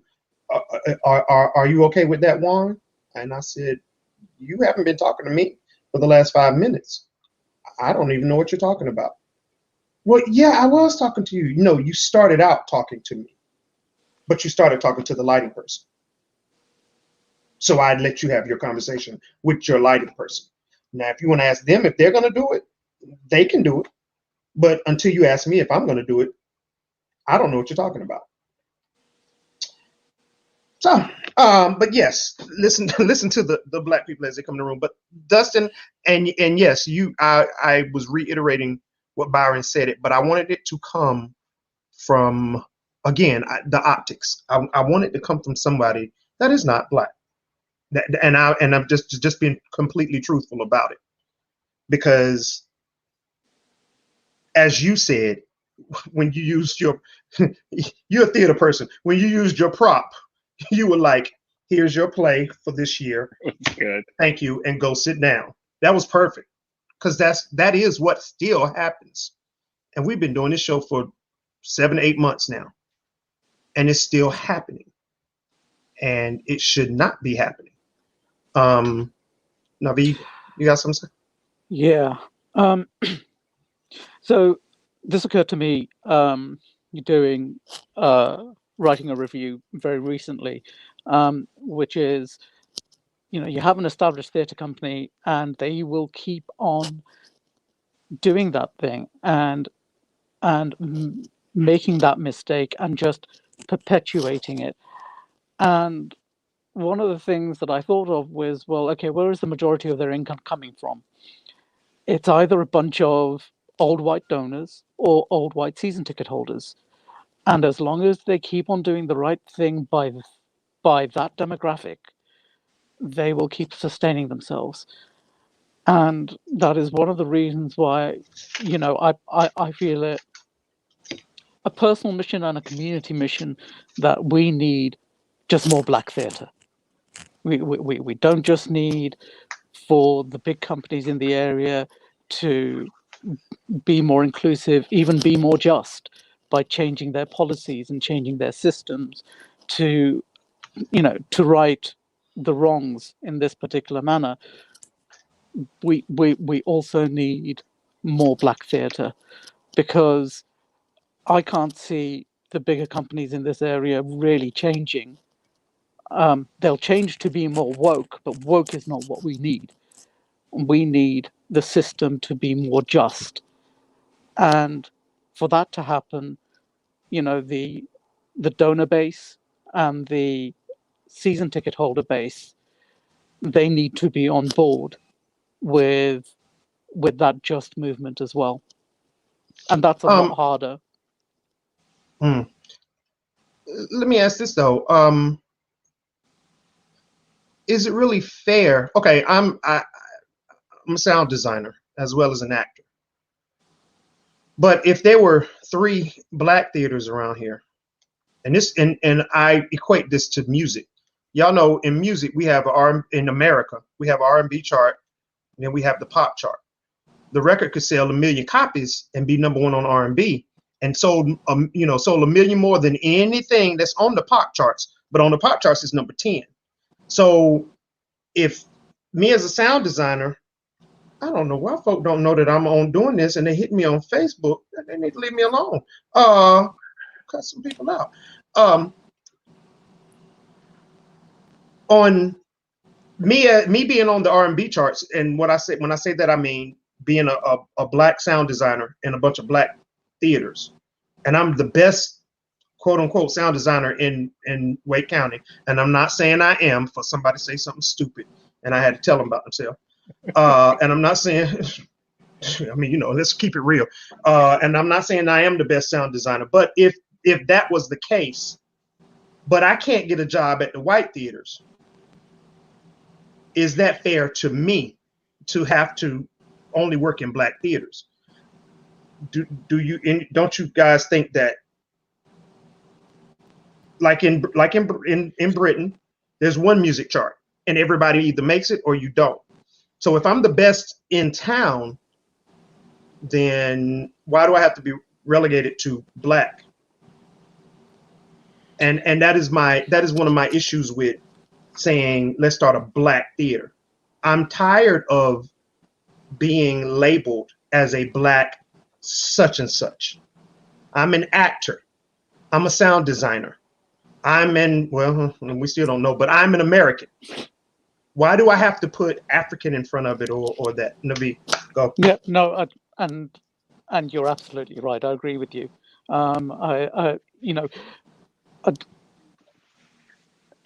think, and I'm having my own moment of cognitive dissonance here. When you mentioned that with the music charts, it made absolute sense. We need to change the system. We really need to change these big companies in the area because they have the resources. A small black theatre that's going to start up is not going to have the resources unless somebody comes and puts $1 million into it. So yeah, you're absolutely right, Juan. And I say all that. Go. Who talking? Oh, Go ahead, I was Bob. just going to say, I think it goes even further back than the business aspect of it, and I think it just goes to what we value and what the stories that we think are valuable. There was, for the longest time, there was the notion that black movies don't sell overseas, or that black people don't sell overseas, which is interesting to say when the king of Hollywood was Will Smith for a long time. But he was told that. And so what Will Smith did was he said to his agent, what are the highest grossing? They looked at the 10 at that time. This is 1996, right before Independence Day. They looked at what are the top 10 grossing movies of all time. He and his agent got together and they said, science fiction. He said, get me in those rooms and I'll show you. And he also went to those countries when the movie would premiere, and they loved him. They loved him. Black Panther, right? One of the biggest selling movies, the first Marvel film to be nominated for Best Picture. We have to disavow this notion that stories involving, I think I read something where someone says, when you have like a sort of interracial film with, be it black and white people or black and Asian people, but when it's just black, it becomes a black film, and that's harder to market internationally. But that's not necessarily the case if you don't give it the opportunity. Opportunity is the biggest thing. Give someone the opportunity to show you that these stories are universal, regardless of what the tone of our skin. We all love, we all hate, we all cry, we all laugh, right? As kumbaya as that may sound, it is the truth. So stories, opportunity first and foremost. Can I tell this little silly story? But something you said earlier, Juan, about social media apologies, and immediately I thought of Chris Harrison from The Bachelor. Right. I had this one discussion with a friend some time ago about this is years before there was a Black bachelor or bachelorette, and talking about having, there was a rumor about 10 years ago that they were going to have a Black bachelor, and it didn't end up happening. But someone said, I don't understand why that's such a big deal. Why does that need to happen? Why does there need to be a Black bachelor? It's a silly show. And I said, do you know what true equality is? Having the ability to say yes or no to the same dumb crap that other people do. It is opportunity. Viola Davis talks about that all the time. You don't want a handout. You want opportunity. It is shown time and again that particularly when Black people have the opportunity, they overperform. Opportunity. Yes. But we have to value. We have to show that before it gets to the boardroom, we have to show that what this particular group of people has to say, valuable. Everything grows from there, right? If blonde hair, your top blonde hair is the most beautiful as a child, then color, the blonde, coloring your hair blonde, being a natural blonde, that will always, if that's considered the top, because we put the value on that, and then everything builds from there, right? Businesses, commercials, magazines. We have to start by saying that the stories and the lives of all people are valuable, and then we can build from there. That is how you would get, I feel like, to where you need to be. So, and to go along with what Byron is saying, I know y'all remember the movie Crazy Rich Asians, right? It came out like two years ago. Great movie. So when they sold the script for the movie, the screenwriter sold it for $1. He was offered much more than that. But the reason why he sold it for $1 was because the studio that was going to make the film was going to cast the lead actress as a white woman. And he was like, that's not how the book is written. That's not how my script is written. That's not going to work. So he sold it for $1 so that he could be part of the discussion on the casting. And that's why he had an all Asian cast. I think there was only one person who wasn't Asian in the whole movie, and they didn't say anything. They were a background. They were just an extra. But so in the back end of it, he showed the value of having an all Asian movie that was not about anybody fighting, dying, running, kicking, none of the karate stuff. None of that was in it. That it was actually a love story to put Asian people in a whole different light that you had never seen them. To go back to what you were saying, is that opportunity. And he took that opportunity because he could have walked out there with probably like, a couple of mil and been like, I'm done. Whatever happens, happens. And Scarlett Johansson would have been playing, the lead actress. And we all would have been like, that was cute, but based on a true story. But ain't we seen that before? Any moment I'm gonna look for Sidney Poitier. Right. I'm gonna look for Sidney Poitier to walk in, guess who's coming home for dinner. But we got a totally different story, and we got something that we all were like, yep, because we got it. We understood it. Yeah. And I think that's part of the thing. Go ahead. I'd like to add that I wish we were in a world where a person of color did not have to give up his wealth in exchange for equity on the film set. They should be like what? Like, I'm not paying you to what? No, give me my $10 million. Right, exactly. In my movie. Yeah. Like, you're doing me a favor. Right. Dustin, I thought about what you said, but then I'll tell you this. I also realized that it has to start somewhere, and generally wherever it starts, that's one of the biggest sacrifices that's made. And as I was sitting here listening to her, I was thinking back to that. Martin Luther King made the ultimate sacrifice. Jesus made the ultimate sacrifice. There have been people who've made ultimate sacrifices. So but you're right. But you're right. The first thing that came to my mind was, you're gonna give me my 10 million. I gotta reduce this down to $1 in order for you to do it the way that it should be done. The way it was written. Right. Yeah. The way it's written. So Dustin, I'm totally on board with you. I had that it was right here, and I was like, okay, let me think about the broader picture. Now that it has been done, it'll be easier for the next person to come along and get it done. So sometimes, yes, again, I'm not disagreeing with you, but sometimes that's the thing. We as people of color have to make that sacrifice. And we're used to it, unfortunately. But something you guys were talking about earlier, and I can't remember who it was. It may have been Dustin. We were talking about, no, it was Naveed talking about the black theaters don't have the funds. But most of the white theaters now are getting additional grant money and minority grants. And I find that hilarious because why can't the black theaters get them? Well, I think it's sadder than hilarious. It's disgusting. To be frank, I think that money, especially if it's coming from the state, from arts councils and the like, should be actively seeking out to support grassroots theatre, to support marginalized theatre in general, but especially black and brown theatre. That, you know, those may be very strong words, but that's how I feel.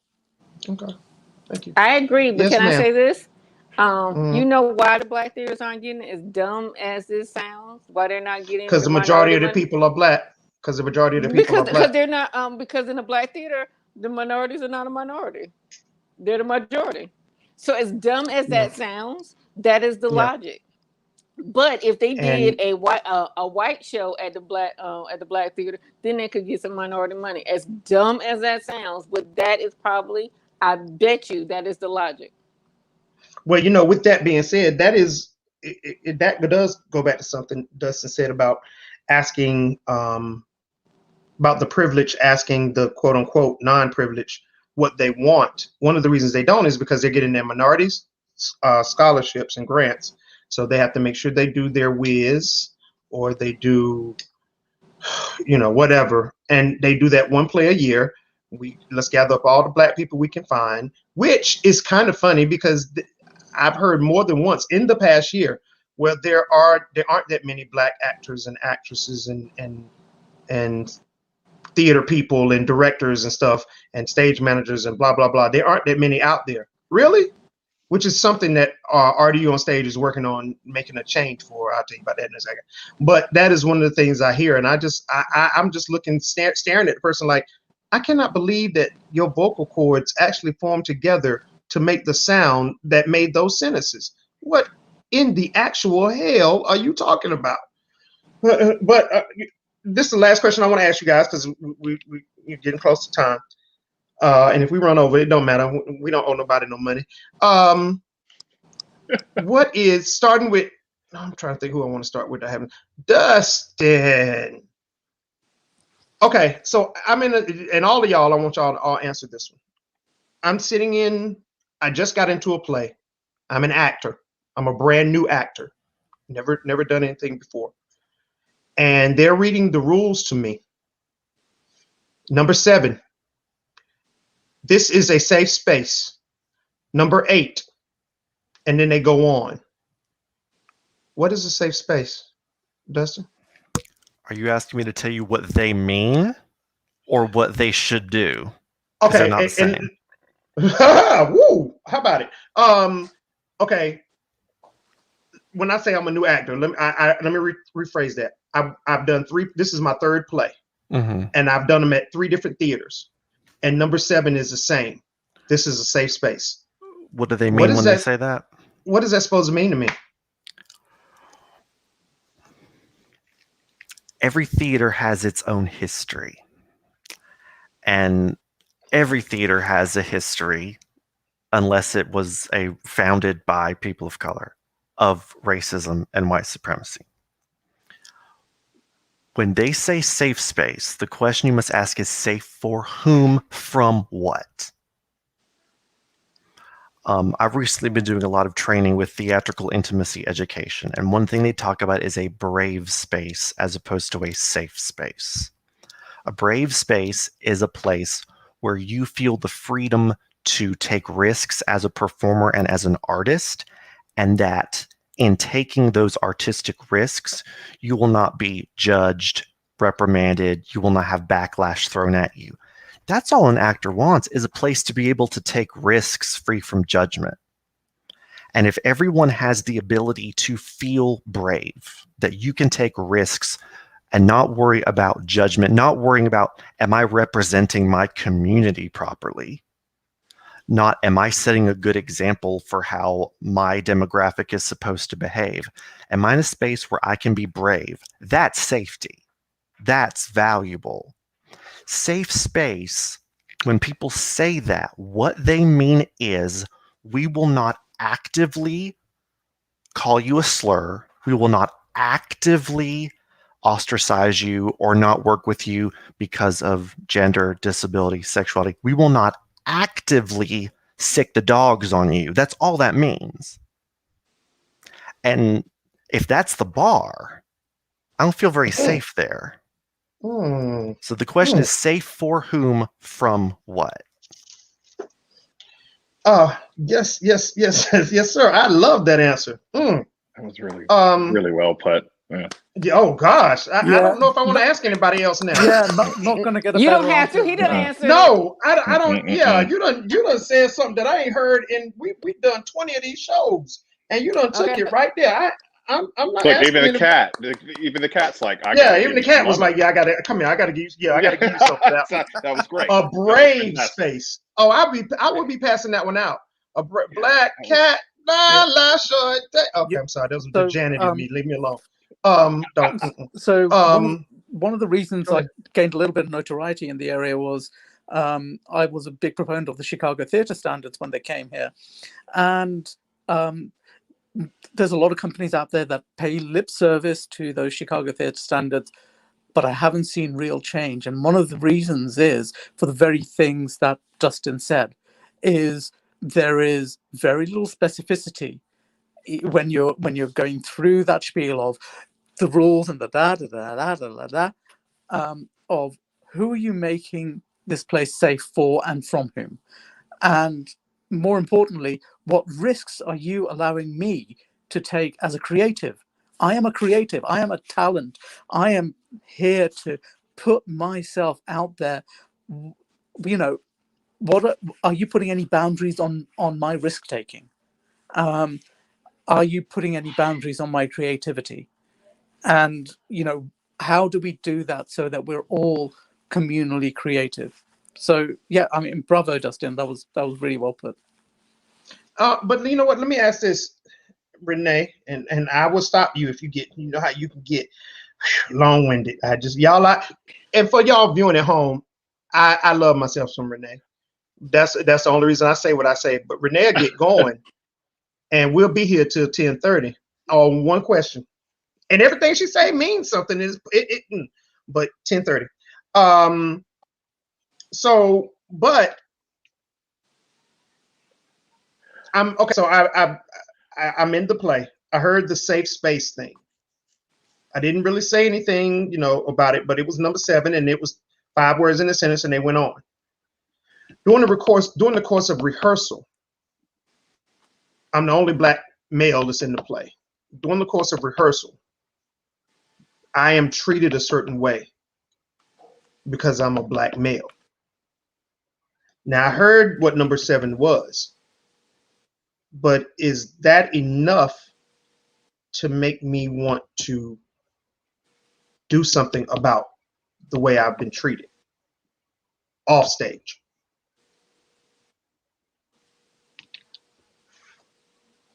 Is Renee? that enough for you? Yes. Okay. Normally she talks too much, what? and I can't get a. No, I was trying to form my words together. Okay, so here's Lord, here's that the ain't never thing. happened before. I can't with you. Okay, so here's the thing. Depending on what's happening and who you are on how you handle it.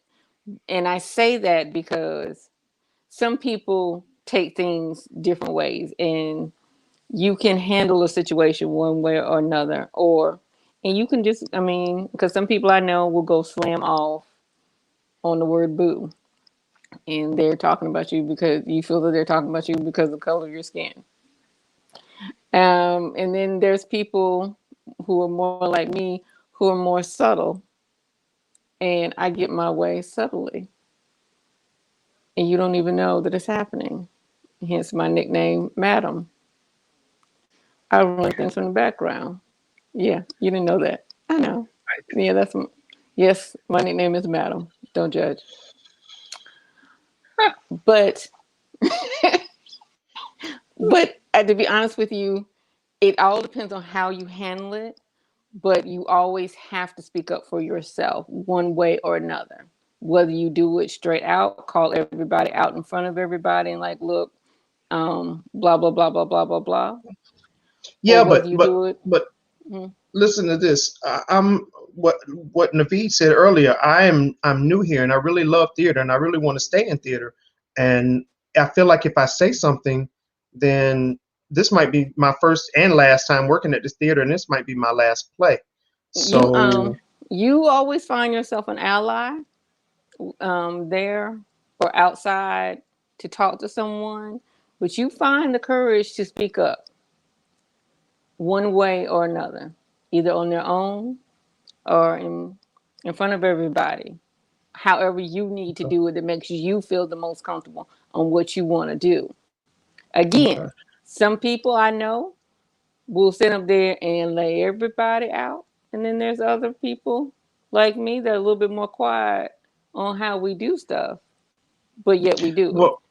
Well, I'm gonna say this. Well, as Shonda said, the rules are based on a white supremacist structure to begin with. And that's, to be honest with you, I'm including the Chicago Code of Ethics in that because it's vague. And that's really, honestly, that's the reason why I asked you guys this question. We are a 100%. safe space. What does that mean? And then you go on to number 8. What is safe for who? Safe against what? You that's the program. That's the program that I talked about in the very beginning. We said these rules because we have to say these rules, and you heard them. So you can't say you didn't hear them, and you can't say we didn't say them. But okay, I go to my stage manager and I say I'm being treated this way, and my stage manager says, "Oh, okay. Well, let me talk to you about it. Why do you need to talk to me? I already told you how I feel. What I needed you to do is go deal with other people. Why are you talking to me? I don't need you to talk to me. I just told you what I'm going through and how I'm being made to feel. What your next step should be is to talk to everybody else. Now, whether you want to do it with me there or with me out of the building, I'm fine with it either way. But to sit me down and personally talk to me is not solving anything, because what you're basically saying is I'm the one with the problem, and you're going to talk to me because you want to make sure I don't do something to retaliate in any way, form, shape, form, or fashion, because then you're going to tell me, well, this is a safe space, so you shouldn't ruffle feathers. Well, Renee, Byron, Dustin, Naveed, y'all know me. Y'all know I'm not going to ruffle feathers. I'm going to pluck them one by one. No problem. But for that young man or young woman that's just starting out, and there have been cases right here in Wake County, in Durham County, and where's Chapel Hill? I Orange ain't never County. claimed. Thank you. I ain't never claimed to know the states now. Look, I call the county a The state. Leave me counties. alone. Shh, don't tell nobody. There are some people who it discourages them because the safe space hasn't been defined, and we should Again, question theaters. and I Well, I agree think with that that. Go, Byron. I was just going to say, if that's the case, Juan, if you find yourself as this young actor in this space that from the beginning is unsafe, I think one of the things you have to ask yourself is if you want to remain in that space. As important as theater may be to you, what you also have to consider the value of your own physical and mental health, right? So if you find that, because I also think this is an important thing to say too. What Dustin said was absolutely incredible. You may find that there is someone who says exactly verbatim what Dustin said, but then their actions don't reflect that. You may find someone who says the example you gave, Juan, at the beginning, say space, and then move on. But when you go to them, they are there and they're ready to act in support of you. So once again, it's also words versus actions. And I think that's important. If you find, you may in that first read through and when rules and such are being established, right? I think you can tell a lot about how things may go in that first rehearsal. But I also think that it's important you may need a little bit more explanation about number 7, or you may feel like it was so succinct that you don't know if you're actually going to get supported. I think you will know if the situation arises. So there is a little bit of let's wait and see. But if you find that the support is not there, period, I think you have to ask yourself, if this is a theater company that you want to continue working with, because if you're not getting that support from the get-go, down the line, you may get thicker skin, but that doesn't mean that you have to keep going through that. Doesn't mean you should keep going through that. And so I think it's just important for my young people out there, as you're growing, and I think young people these days are a lot more bold than we are. I don't know if that's social media helping with that, but I find it even in, I was talking to someone, I'm a little off topic, but I was talking to someone about hiring people and how sometimes when I'm looking at resumes these days, the person has gone from job to job every 2 years. As I mentioned, I've been at my firm for 17 years since I was 23 years old. So starting out when I was looking at resumes, I was thinking, oh my gosh, like I can't hire this person. They've jumped every 2 years. What you're finding though is kids coming out of college and stuff these days, they're being told if you are not happy, leave. It is different than when we graduated, when they said you get in that place for 30 years, you stay there until you retire, that's your life. So the same way you're taught about that kind of profession, that should happen in theater. If you see the signs, if you see the red flags, and you know this theater is not a space that you find that is really going to be nurturing, and that will help solve problems, then leave. I want to encourage, and yes, it is easier said than done. I realize that too, but we got to start empowering people to leave situations, and the art is important, but your life and your heart and your soul are even more important, because you can't tell stories if that's not taken care of. That's true. Everything Byron said is so perfect.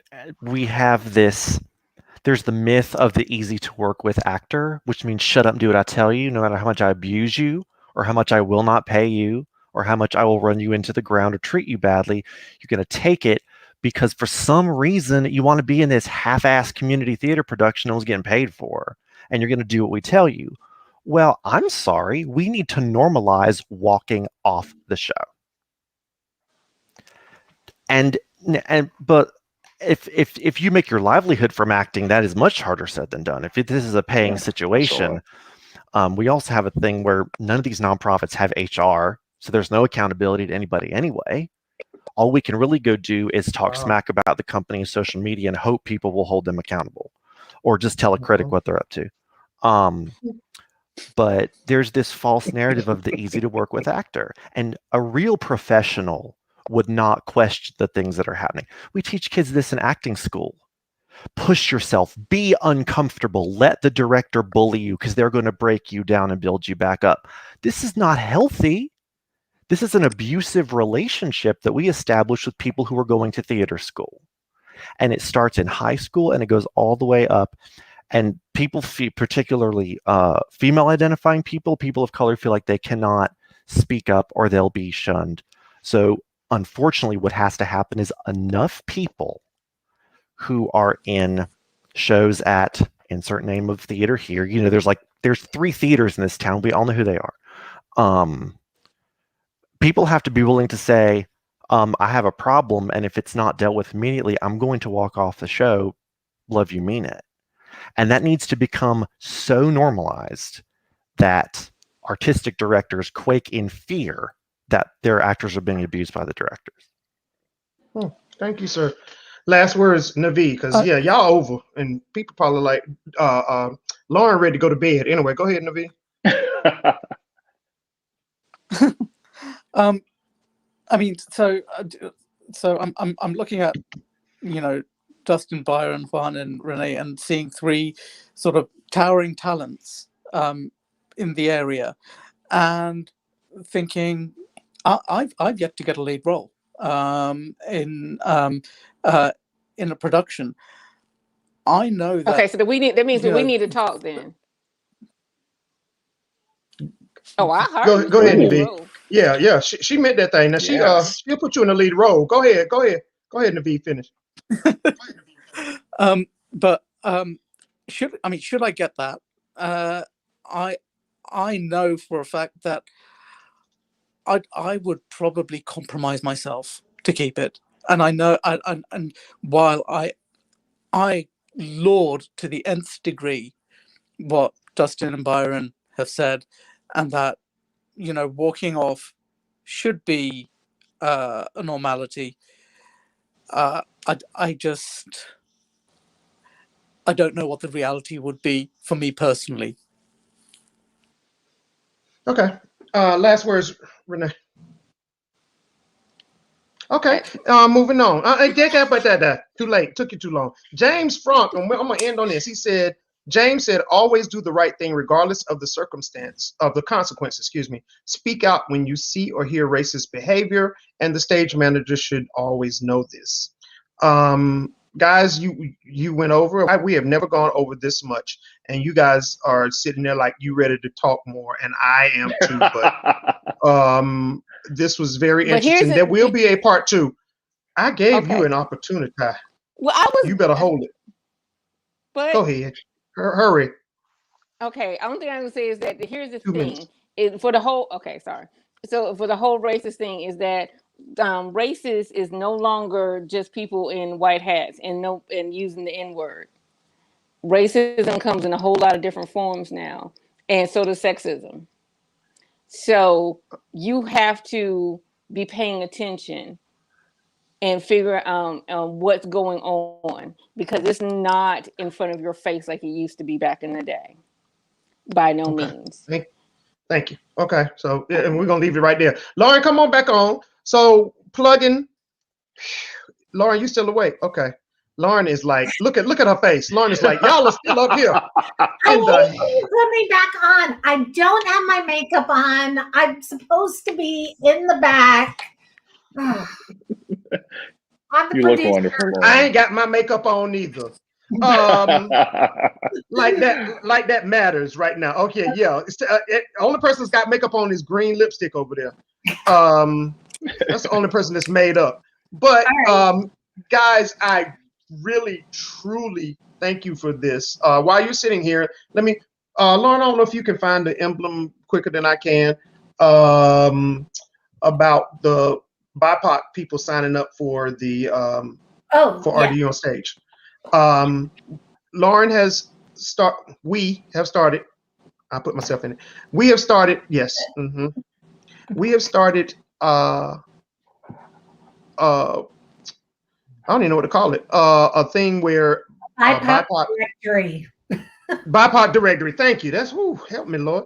A BIPOC directory where obviously BIPOC people can sign up, and we want to make sure that all theaters get that. so that when they claim they can't find a Black actor, actress, singer, whatever, they have something they can go to, and there's a list of them. So she's looking forward to put it up. I would ask that you guys put this on your, well, this is the actual page. There's a flyer that we have, an online flyer we have, and I would ask that you guys put that on your page somewhere and let these people know to sign up for it. I want you guys to sign up for it. As many people know you, Byron, I don't care. I still would want you to sign up so Nobody that on this panel, including you, Juan, is in it. So y'all know what? I divide. Let me explain. She just called us out. She just called. Yeah. Yeah, she did. Yeah, she called all of us out. She Let me called explain. me straight out.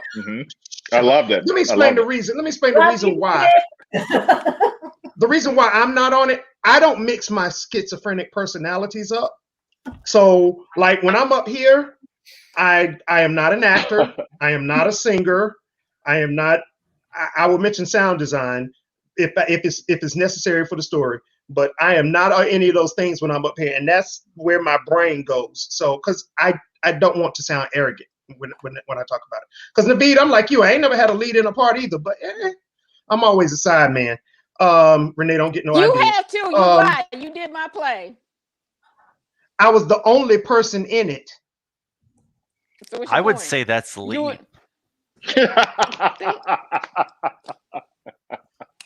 Dustin, you're supposed to help me. I'm just not even going to anyway. But make sure BIPOC people sign up for this. Where's the little flyer that we send out? I can't find it. You didn't tell me. I can't find it. But I just put the link to the website in the chat. We'll just there's a tab as BIPOC directory. Just click that and it'll give you directions. It's free. What's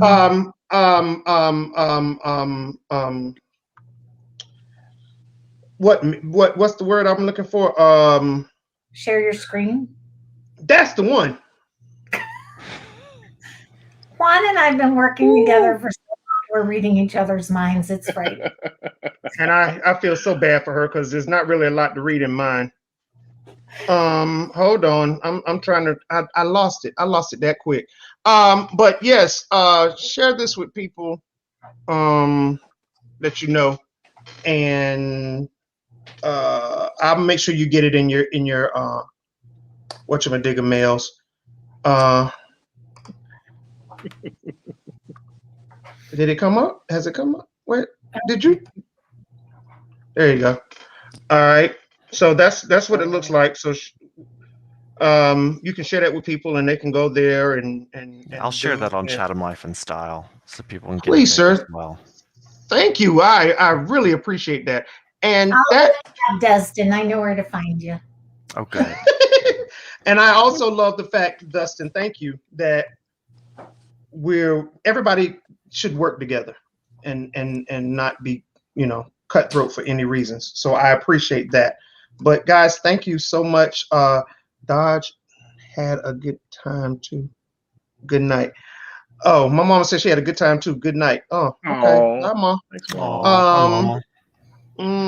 So, guys, I appreciate it and thank you. And there will be a part 2. There has to be because this is still going on. So, y'all just get prepared when I call y'all again. Dustin, don't be telling me you got some play to do.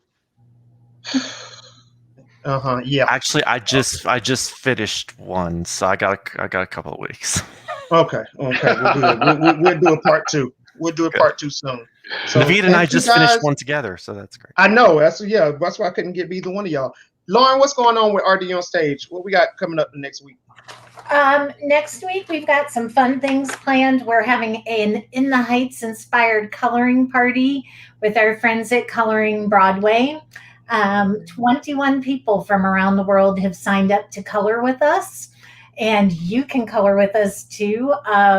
These are really fun nights, and Andrea from Coloring Broadway, she'll send you a free link to a coloring page to download, and we just color and chat and chill, and it's lovely. Monday, I don't know how in the world this is happening, but on Clubhouse, for those of you who are on Clubhouse, they are going to be doing the Wiz musical, and I want to find out how this is going to work. So we are going to talk to one of the people involved with the Clubhouse Wiz to figure out how you put on a play on that platform, because that may be the next big thing. And big night out for the arts. Shonda and I are putting together some sort of pre-show, and I can't wait to see what it looks like. So join us at 6:30. Shonda will be on camera getting everybody hyped for big night out for the arts, or big night in for the arts. So yeah, there you go. Thank you, Lauren. So there. All righty then. Anybody else got anything coming up that they want to talk about right quick? I realize we don't do that with everybody else, but I want to do that right quick. No, Dustin, come on now. Naveed and I have a filmed production of Antigone that's showing up on YouTube this weekend. A theater film hybrid, call it what you want. And that's free. You should seek it out. It's fierce. A show that I did that I was super fortunate to do back in 2013, Ruined and Burning Coal. Thank you. will be. I didn't even know that it was recorded. Old Flames is giving me life. So I'm excited about. So I encourage everyone to go to Burning Coal's website and figure out how to sign up to get a link to view one of my favorite shows, and I feel like one of my best performances. I super loved during that show. So that's Ruined. It's an amazing play. Chatham Life and Style is also continuing to look for BIPOC theater critics. That is part of our mission, is to have Black writers reviewing Black artists' work as much as possible. Dustin, don't take all my writers. This is my platform. Come, what are you doing? I don't want your writers. I want different writers. I want people who don't write to come and start writing. Okay. Okay, there you go. Renee, what you got? I like that. Renee, what you got going on? Okay. Why did I always get cut off? Okay, right now I don't have any productions going to go on, but I am working with the National Black Theater Festival for the Readers Theater and putting that together. Because the National Black Theater Festival is in August. So, yes. Okay. And then apparently, Byron, I'm like you. The Container was recorded, apparently. That was a play that was done in the end of 2019 with Burning Coal, and I am in that. And so they'll be showing that on the 12th. They'll be showing that next Sunday. Highly recommend it. Highly recommend it. Yes, get your tickets for The Container. You get to see some people that you know and whatnot and do that. So, all righty then. And Naveed, we're not friends on Facebook. You need to befriend me right quick. So, because I'm sending out the little thing to put on your page for the BIPOC directory. Okay. Anyway, all right. I'm done, Lauren. I'm done now. I got to go roll my hair up and go to bed. Thank you. And thank you all for doing this. This is a great conversation. Thank you all so much for doing this. We appreciate it. Yes. Thank you for the invite. Yes, you are welcome. All right, guys. Have a good night. Don't drive through Raleigh too fast. Don't drive too fast. Slow down, Dustin. I can't drive as fast as those cars. No, you cannot.